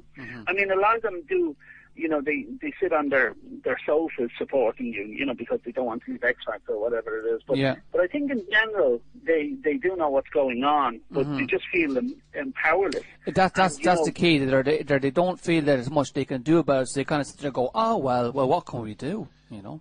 Ben, how can I'm kind of the same too, in fairness. Like, I did a lot of marching and protesting, and even, I mean, imagine even having to bring the government to court to stop giving away our sovereign money. Yeah. I mean, that court case is still going on, and I know they're going to try to get us out of it by saying, oh, we don't have legal standing. This is their famous legal way of getting you out, saying you don't have local standing. Well, sure, if myself and Johnny don't have local standing, as two sovereign people in this country who have lost our jobs and are under the threat of eviction, then sure, who does have local standing? Absolutely. Well, come here, Ben. We're going to have to finish it up. But sure. Can you just explain to people, how they can get more involved or learn more about this, the direct democracy that you've been getting involved with? Yeah, sure. We've been going around doing talks around the country, and we're asking people to set up groups in their own area, and get onto Direct Democracy Ireland website. And you'll see now we're working on the website over the next few weeks, and we'll then be putting in the groups just so people will see them. So we'll have, say, Direct Democracy Ireland Trim branch, County Meath, and sure. Kells branch, and Castlebarn, Mayo, and wherever else they set up. Because, we can really force change without even having to go out marching or any bloodshed or anything. This could be really powerful, because the amount of people that we talk about direct democracy, because how could you be against it? It was in our first constitution, and it basically was power back to the people. So it doesn't matter what Ben Gilroy wants or what he thinks. Mm-hmm. It's the people. Let the people decide. And then if they go against what Ben Gilroy thinks, well, so that's still great, because I can sleep easy and say, well, at least the people decided, and not outside forces with no interest in Ireland. Yeah. Ben, what are the next steps of working towards direct democracy in Ireland? Just the next foreseeable steps. Well, we have the party registered now. We just have to. Somebody actually gave us a political party that they had registered, because we were about to register ours, but there's a lot of loops and hoops that they get you to jump through. But we do have a manifesto, and we do have a constitution, and that will be freely available for download off the internet. Obviously, with a democracy, we take on suggestions and put it to votes within the party and stuff like that. But, it's only a new idea. But basically, the guts of the idea is, as I described, that it's basically giving power back to the people by calling referendum. That's the huge thing, because that makes everybody in government behave. Mm-hmm.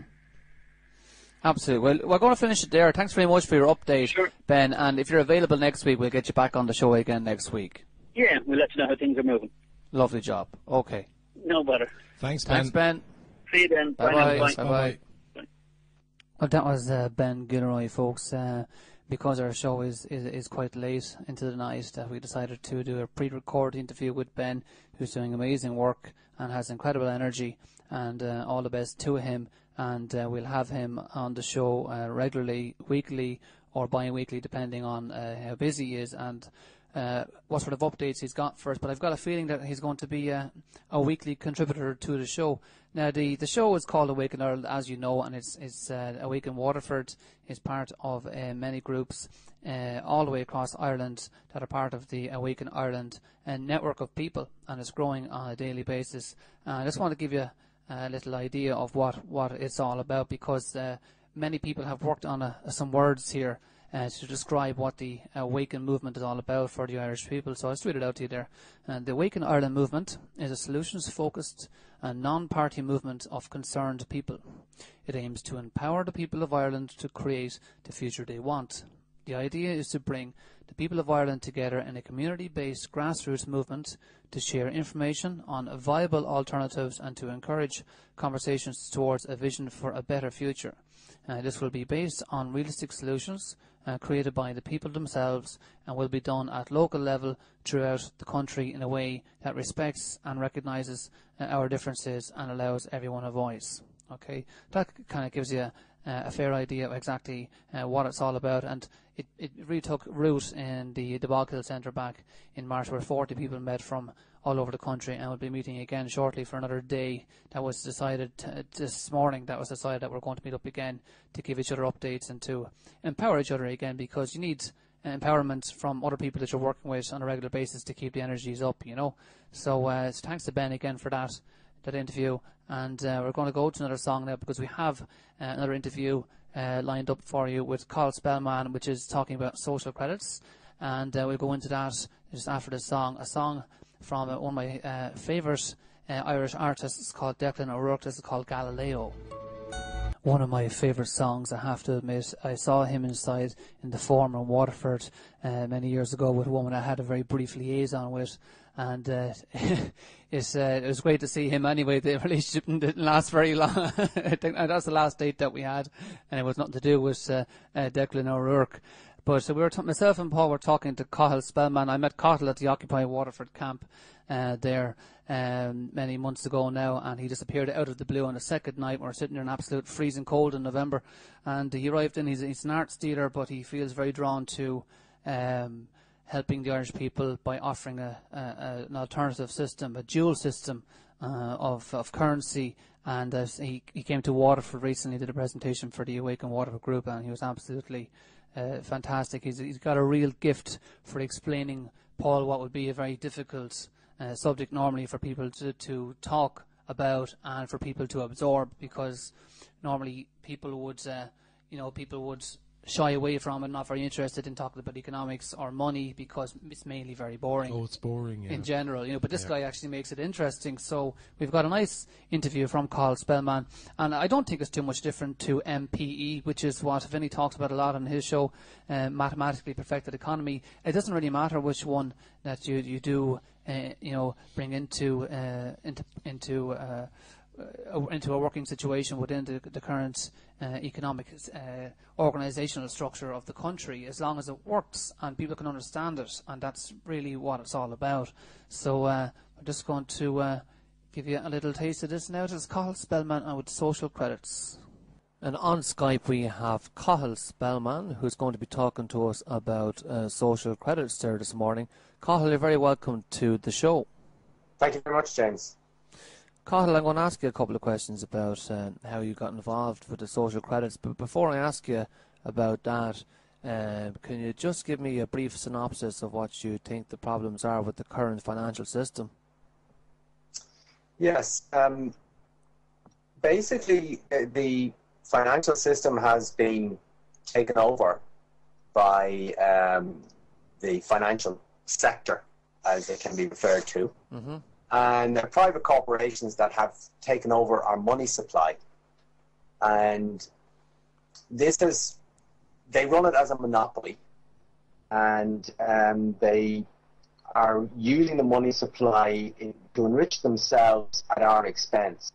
And because this has been going on for hundreds of years, we're conditioned to thinking that this is the only way it can be.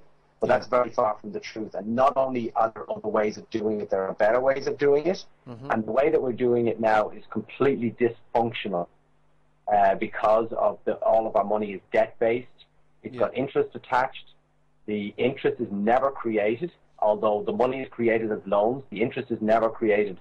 So this causes, the mathematics just don't add up, and this causes collapse of the type that we're in right now. Mm-hmm. So we need to change our monetary system. Our monetary system is going to change. We cannot go away and just watch TV and think that it'll be okay. It won't be okay. Our monetary system is going to change no matter what. It's a question of, are we going to get involved and change it into something better, or are we going to allow the financial manipulators to tighten their grip on us? Mm-hmm. I believe that's the choice we face right now, here in Ireland and around the world. Mm-hmm. So in a synopsis, that's where I'm coming from. It's a debt-based system, isn't it? Yes. Basically, all money is created as debt, and we're conditioned to thinking that that is how it must be. So when we need money, we go to a bank and we get a loan. Now, what we don't actually realize is happening right there is that the bank is creating the money out of thin air, and the money comes into existence when we accept the loan. And then, of course, the debt must be repaid. Now, that's not necessarily, wouldn't necessarily be a huge problem in theory because the money has been created. The problem is that there is interest attached to that, and an obligation to pay a large amount of interest. In terms of a mortgage, you might be paying as much in interest as has been borrowed, but the interest is never created. So there's a permanent, massive deficit in the economy of people scrambling to repay loans plus interest that was never created. Yeah. This creates this dreadful situation that we find ourselves in now. We're in an historical collapse, but this is bound to happen because what actually happens and did happen over the past, say, 40 years is that because there was money was being created as loans, to be repaid principal plus interest, with the interest not created, then the money supply has to be constantly expanded because people are constantly demanding more money to repay loans plus interest. The way around that in the short term is to keep expanding the money supply. So that's a bubble, and bubbles burst. So we've just gone through an historic bursting of the credit bubble. Okay. Which is an inevitable mathematical consequence of the money system we have. And the net result of all of this is that because of the massive amount of foreclosure on debt, the real assets of individuals and nations get sucked into the control of the financial sector. And that's what's going on. So it's a massive transfer of wealth from the people and nations of the world to this tiny self-appointed elite who are actually doing nothing of real value in the final analysis because their services are really not required. Because there are other ways, and social credit is, to me, a compelling argument for another way of doing things that promises to unleash the true potential of human civilization, in my opinion. Sure. So basically, in a nutshell, what you're saying is that a very small percentage of the population, which is what the Occupy movement had pointed out, are pretty much controlling the rest of the world through economics. Exactly. Social credit explains exactly how that's working, and I like the analysis because it's quite simple, and it's to the point, and it's not party political. It's neither right nor left, by the way. It's just about the money. And it's exactly about who's controlling the money, where the money's coming from, and how this deficit is created, and why this happens, why we need money, what money's really for. So social credit explains these things, in my opinion, very clearly. Yeah, and some people say it goes back to the Battle of Waterloo, that the control of the money supply was taken over completely, that the Bank of England was taken over by the Rothschild family after the Battle of Waterloo. They sent a runner ahead to say that France had won the war. Yes, well, that story I have read a number of times. That story is about, it's a very good illustration of how the financial manipulators manipulate public events and history ultimately and create wars.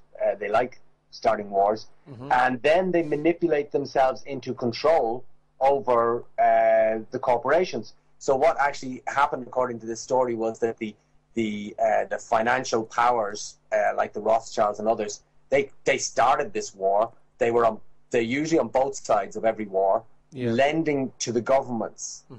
So what happens is you lend lots of money to the government to fight the war, and then the winners will repay you by pillaging the losers.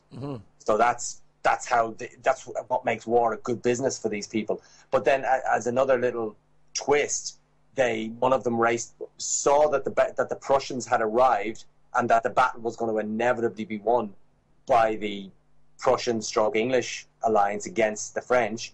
He ran ahead because the news had been very bad up till then, but he went ahead fast, and he got into the stock exchange and spread the bad news. The false bad news, the war is lost, and everybody sold off their shares in their corporations. So he then scooped them up for pennies on the pound, which is quite interesting because that's the type of thing that's going on right now. We have this massive deflation right now because the money supply is contracting. As banks are calling in loans and people are paying down loans, because when you pay off a loan, actually the money that was created by the issuing of that loan, that money is actually extinguished or it's gone again, back into thin air. So everybody's busy paying off loans, paying down their credit cards. Banks are calling in loans, and this is constantly reducing the money supply, and that's a deflation. Deflation actually doesn't mean that all prices are going down. it just means a decrease in the money supply, and it's the worst possible thing, because that's what's actually causing so many people to be lying awake at night, staring at the ceiling, wondering how they're going to get their hands on non-existent money to look after their families and pay their mortgages. It's a dreadful, dreadful situation. This is an economic war. Okay. And the real cost is in day-to-day misery of people in Ireland and other countries, strife in families, unemployment, suicide.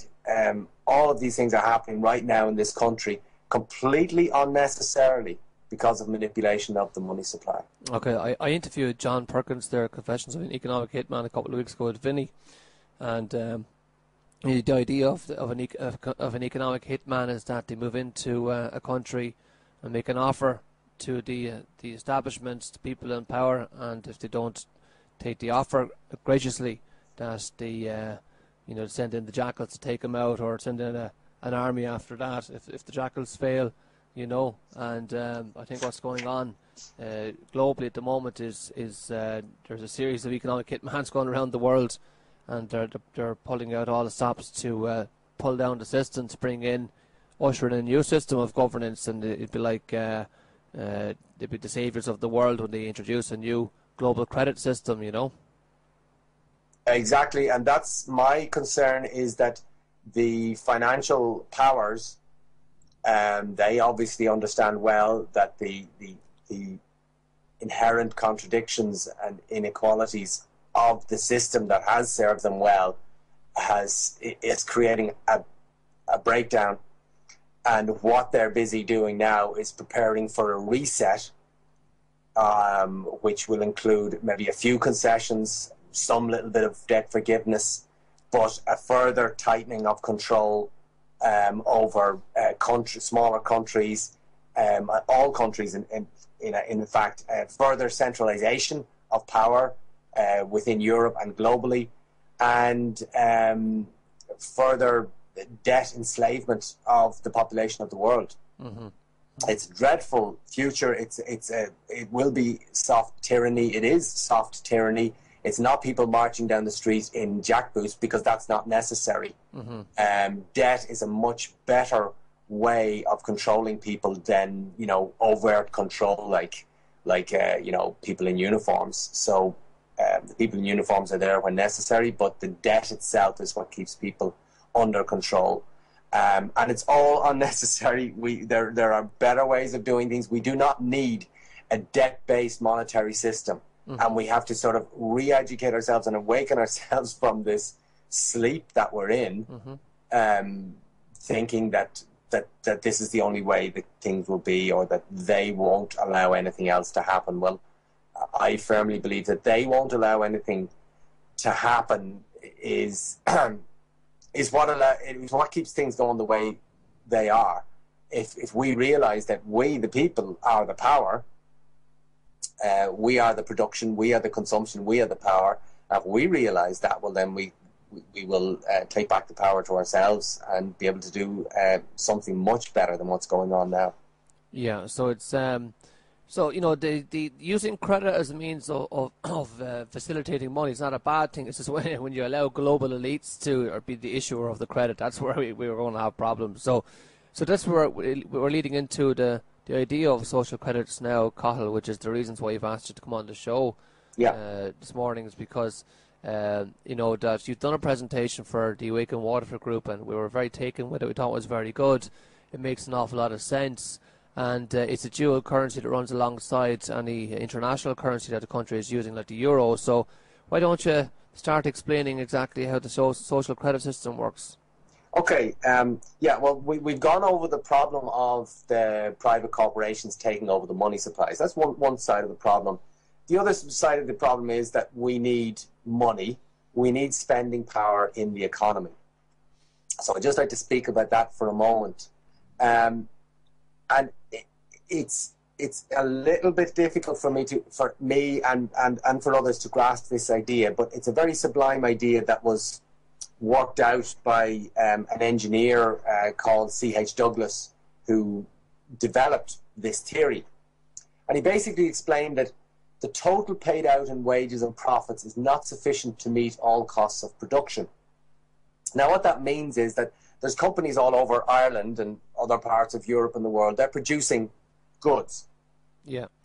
And they're paying out wages. And in an ideal world, the wages and profits that these companies are generating would be enough to, on the whole, buy everything that's produced. And that would be a perfectly balanced money system, because when you think about it, there's two things that we have in our society. We've got production and we've got consumption. So we have an advanced civilization which has been going for thousands of years, which has developed all sorts of abilities, starting with the wheel and going through the written word, printing, the Industrial Revolution, computer technology. We have all this capacity to produce things.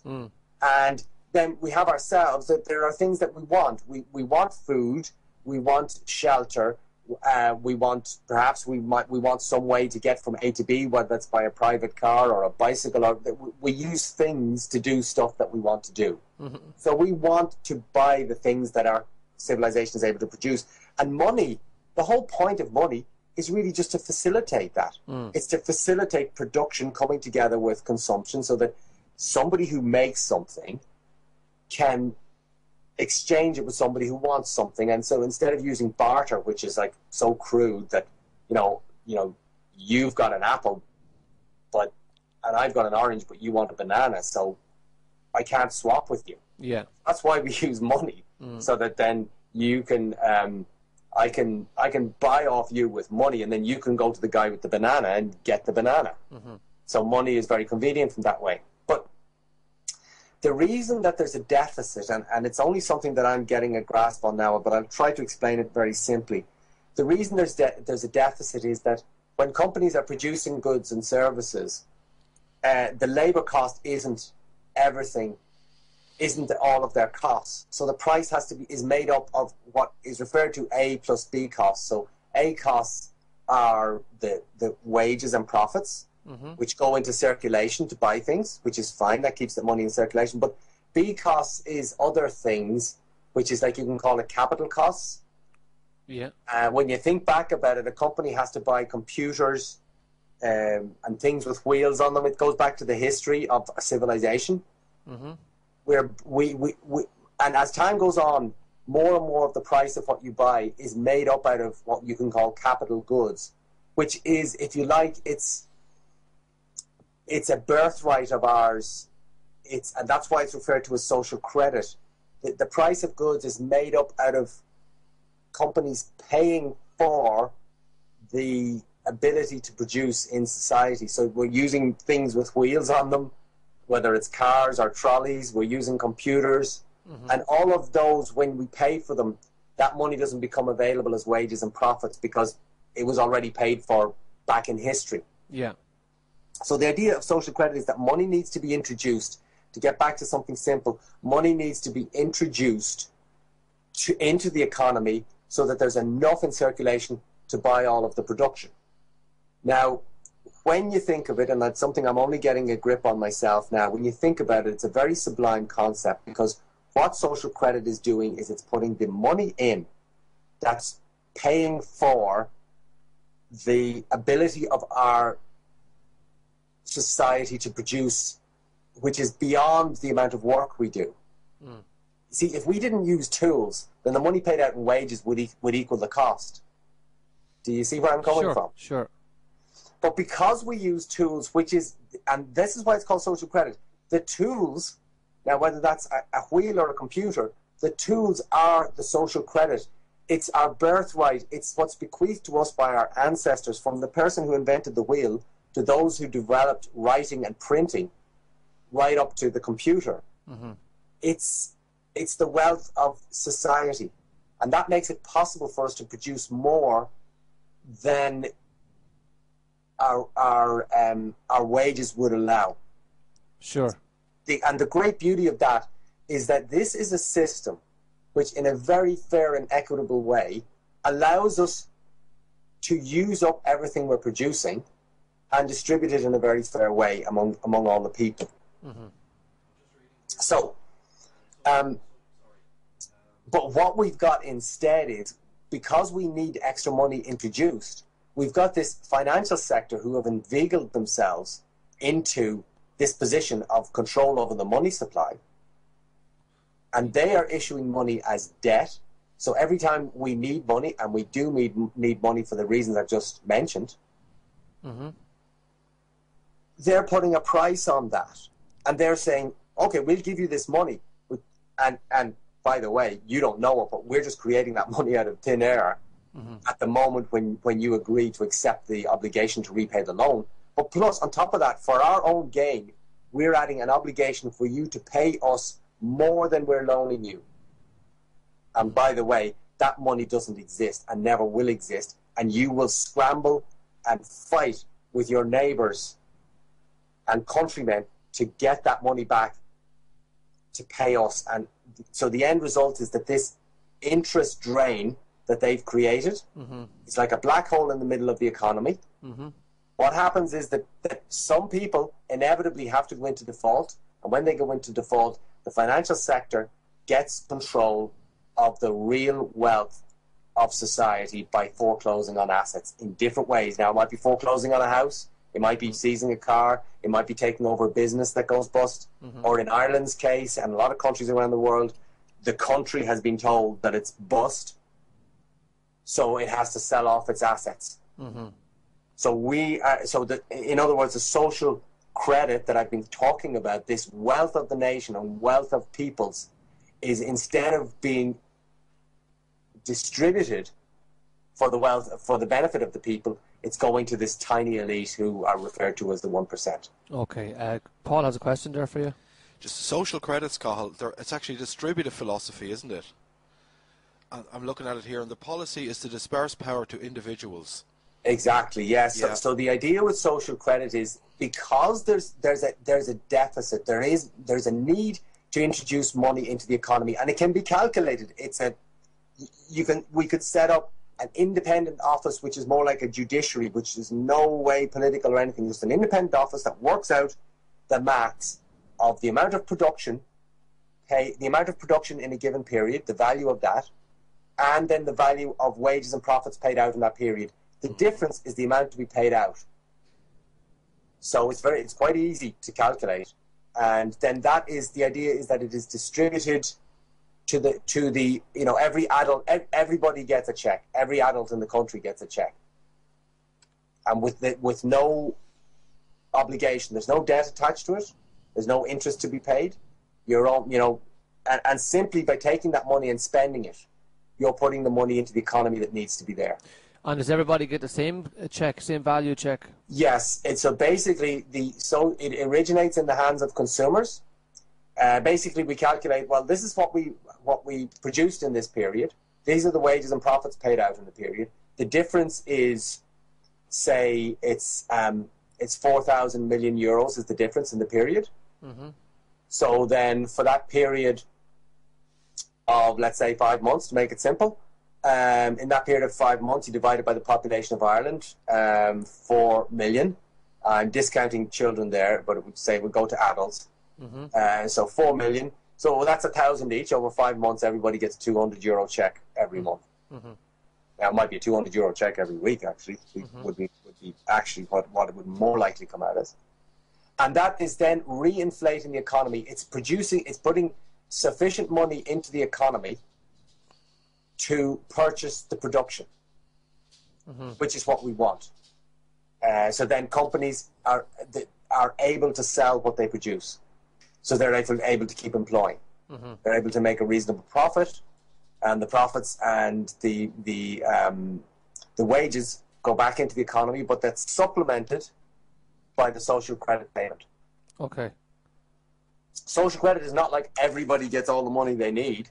It's the money we need to put into the economy. And there's no need to worry about, oh gosh, will everybody just get lazy and stay home? That won't happen, because people want to improve their lives. If you wanted to only live on the social credit money, you probably could. If you didn't want to do much for a while and you just want to stay home, you could do that. But most people will want to get out and improve their lot. Yeah. So there'll be plenty of economic activity. Well, I'd like to dispel the myth that in this country that, you know, if there was full employment, that people would still sit at home and they will not work. That's actually not true. That when we had full employment in this country, that the majority of people that hadn't worked before actually did start working. Most of them worked in the building industry, Cathal, you know, so that if there is an opportunity there for people to go out and work, most people will actually get up off their backsides and go and work. Absolutely, because we're naturally creative beings. And the beauty of social credit, by the way, is that it could actually largely replace this social welfare system where the government uses borrowed money, which it then has to repay to the banks plus interest, which drives the nation into debt. And then the government's using this borrowed money to pay out money to people for unemployment, with the proviso that, well, here's a little bit of money, but just be sure not to work. And if we catch you working, you're a bad person. Yeah. Whereas with social credit, you'd actually coincidentally be getting just about as much money as is paid out in social welfare, you know, unemployment payment. But there's no obligation on you not to work. Mm-hmm. The current system just creates a disincentive to work and enterprise. Absolutely, it does. I mean, it's if you can get a social housing and you pay €20 a week for that, and you get a medical card, you get a children's allowance, and you get fuel allowance, and you get another 4 or 5 benefits on top of that. There's very little incentive for people to get out to work if the best job they can get is €400 a week. It doesn't make any sense. Yeah, well, not only that, it's because the social welfare payments come with the stipulation that you only get this money if you don't work. Yeah, exactly. If you do work, you don't get the money. Whereas with social credit, everybody gets a basic payment. Yeah. So the beauty of that is that you don't have to have this army of social welfare police going around to make sure that people aren't working. Exactly, yeah. Yeah. So people will just get the basic payment. So if somebody doesn't want to work for a couple of weeks or a couple of months or whatever, they don't have to. They would have a basic amount coming in, which is, I think, will unleash a lot of human creativity, because we're not all going to be lying awake at night staring at the ceiling wondering how are we going to make ends meet and going to jobs that we hate just to make a few quid. You know what I mean? Mm-hmm. Mm-hmm. People will be getting a basic payment, will have an opportunity to live with more dignity and do something that they enjoy doing. Yeah. So I think that's just another benefit. But the most important thing, you know, coming back to the real practicalities of it, is that you've got your National Credit Office putting out what's actually called a dividend. It's referred to as a dividend. It's not, you know, we're the big government and we're so kind, we're giving you this money which we borrowed off the banks, aren't we great?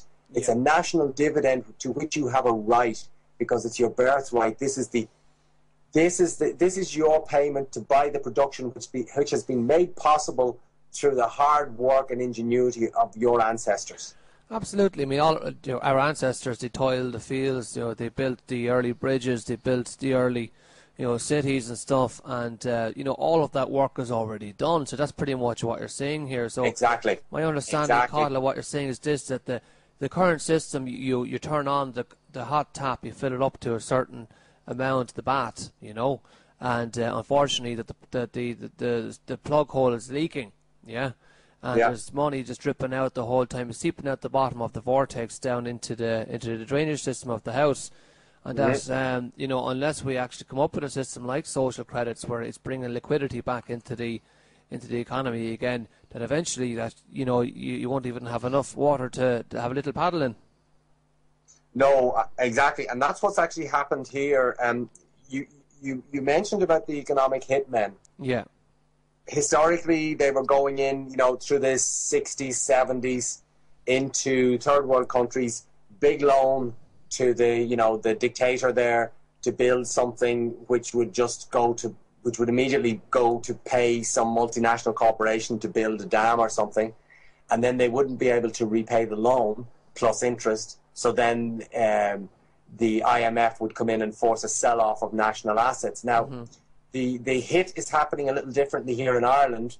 The setup was massive speculation by bondholders on the basis of the crazy credit boom and bubble that was going on all over the world and was going on here in Ireland as well, was being pushed by bondholders because they could see an opportunity for profit.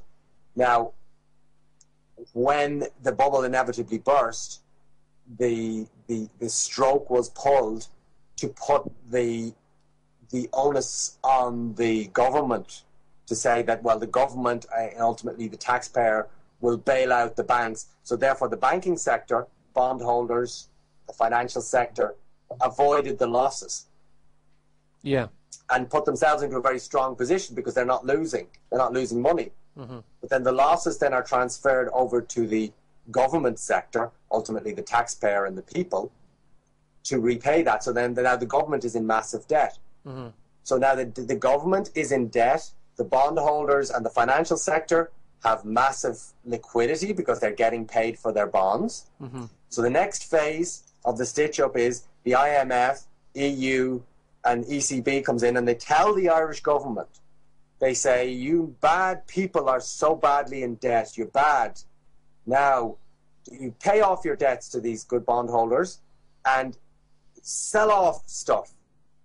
And because it's a deflation and there's nobody else in the market, like the Irish people aren't going to come and buy the assets that are going to go for sale. Yeah. So, gosh, I wonder who might buy that. Anybody else around with any money?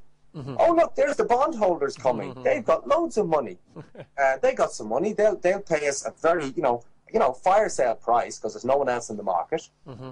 They'll pay, they'll buy our forests and our mountains and our electrical grid and our water system, the fisheries, and that's silly oil that's so hard to get out of the ground and everything. They buy up all those things for a little tiny bit of money to pay off this terrible government national debt that's been accrued.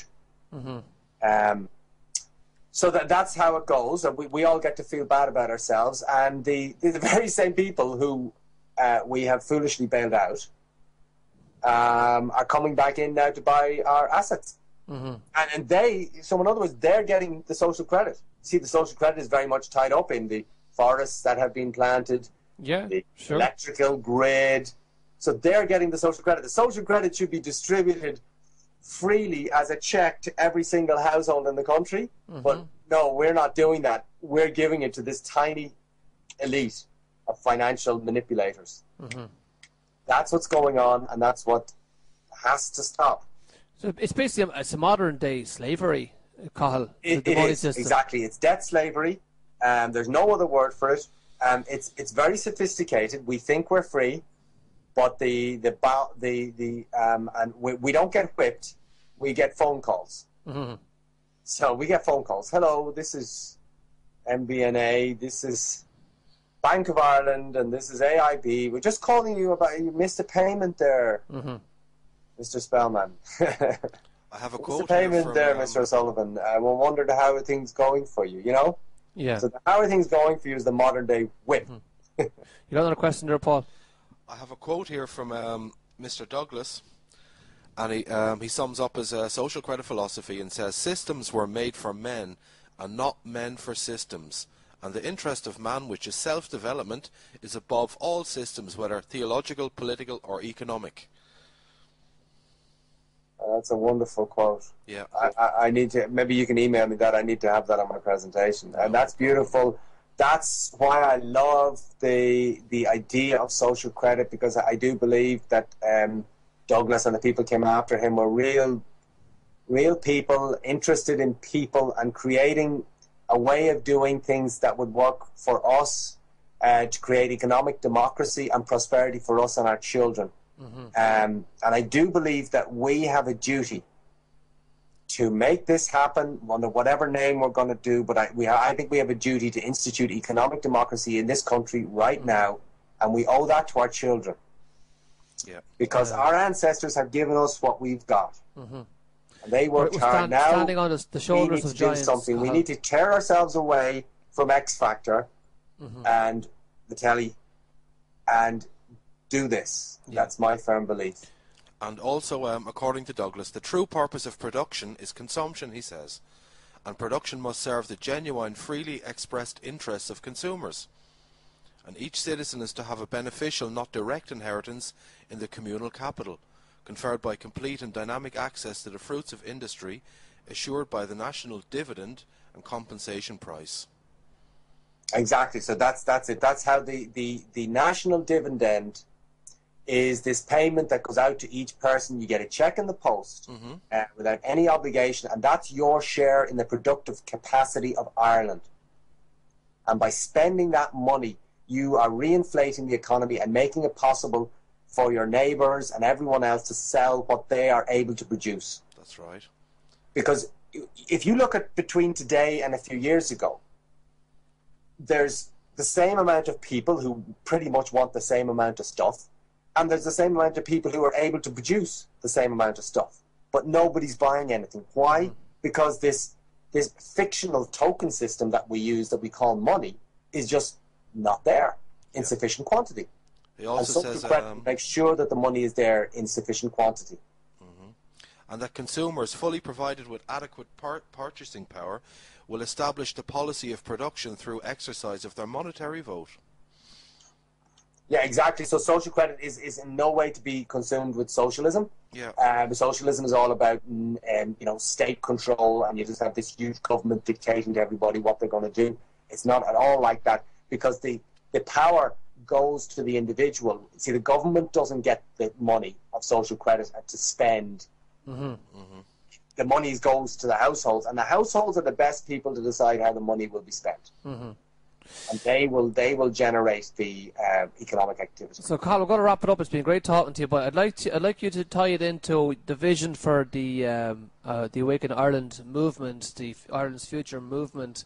How can you tie in the social credit system in with that? Okay, so let's make it practical. I believe that we need to act now, because the financial sector are getting ready to finally stitch us up. The first step they have in mind is this fiscal compact treaty, and then a reset of the euro. What we need to do is to create our own currency, and we need to do it now. My belief is the first thing that we should do is organise to make sure that we reject that treaty. That will get us attention, and it will get us time. I believe then we need to create our own currency, which because I actually don't believe in going through the political process, because it's too corrupt and too controlled by the financial elite. So I think it actually has to come, in my opinion, by popular action. By creating local currencies. We can use the Let's model, but with actually money being issued to the members, which is more like social credit. Yeah. And then my next stage after that will be to merge the local currencies. I think we should denominate them in euros just as a unit of account.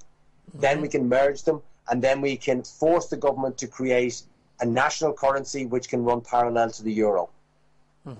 That's in a nutshell, what I'm looking to do. I do believe we need to do it immediately, because there's a big crisis coming down. There's talk of the euro collapsing. Big changes are coming no matter what we do. I think we really need to get active. Yeah. We need to get people involved. I need people to contact me who are interested in this, because there's no way on earth I can do it on my own. I've got all sorts of experts lined up who can come over from America and speak very eloquently and answer all the questions. That's all ready to go. The theory's been worked on for the last 50, 60 years. We just need to implement now. I need people who are interested to contact me. Can I give the email? Yeah, work away. It's Cathal at realhealthylifestyle.ie. It's CATHAL at realhealthylifestyle.ie. That's just all one word.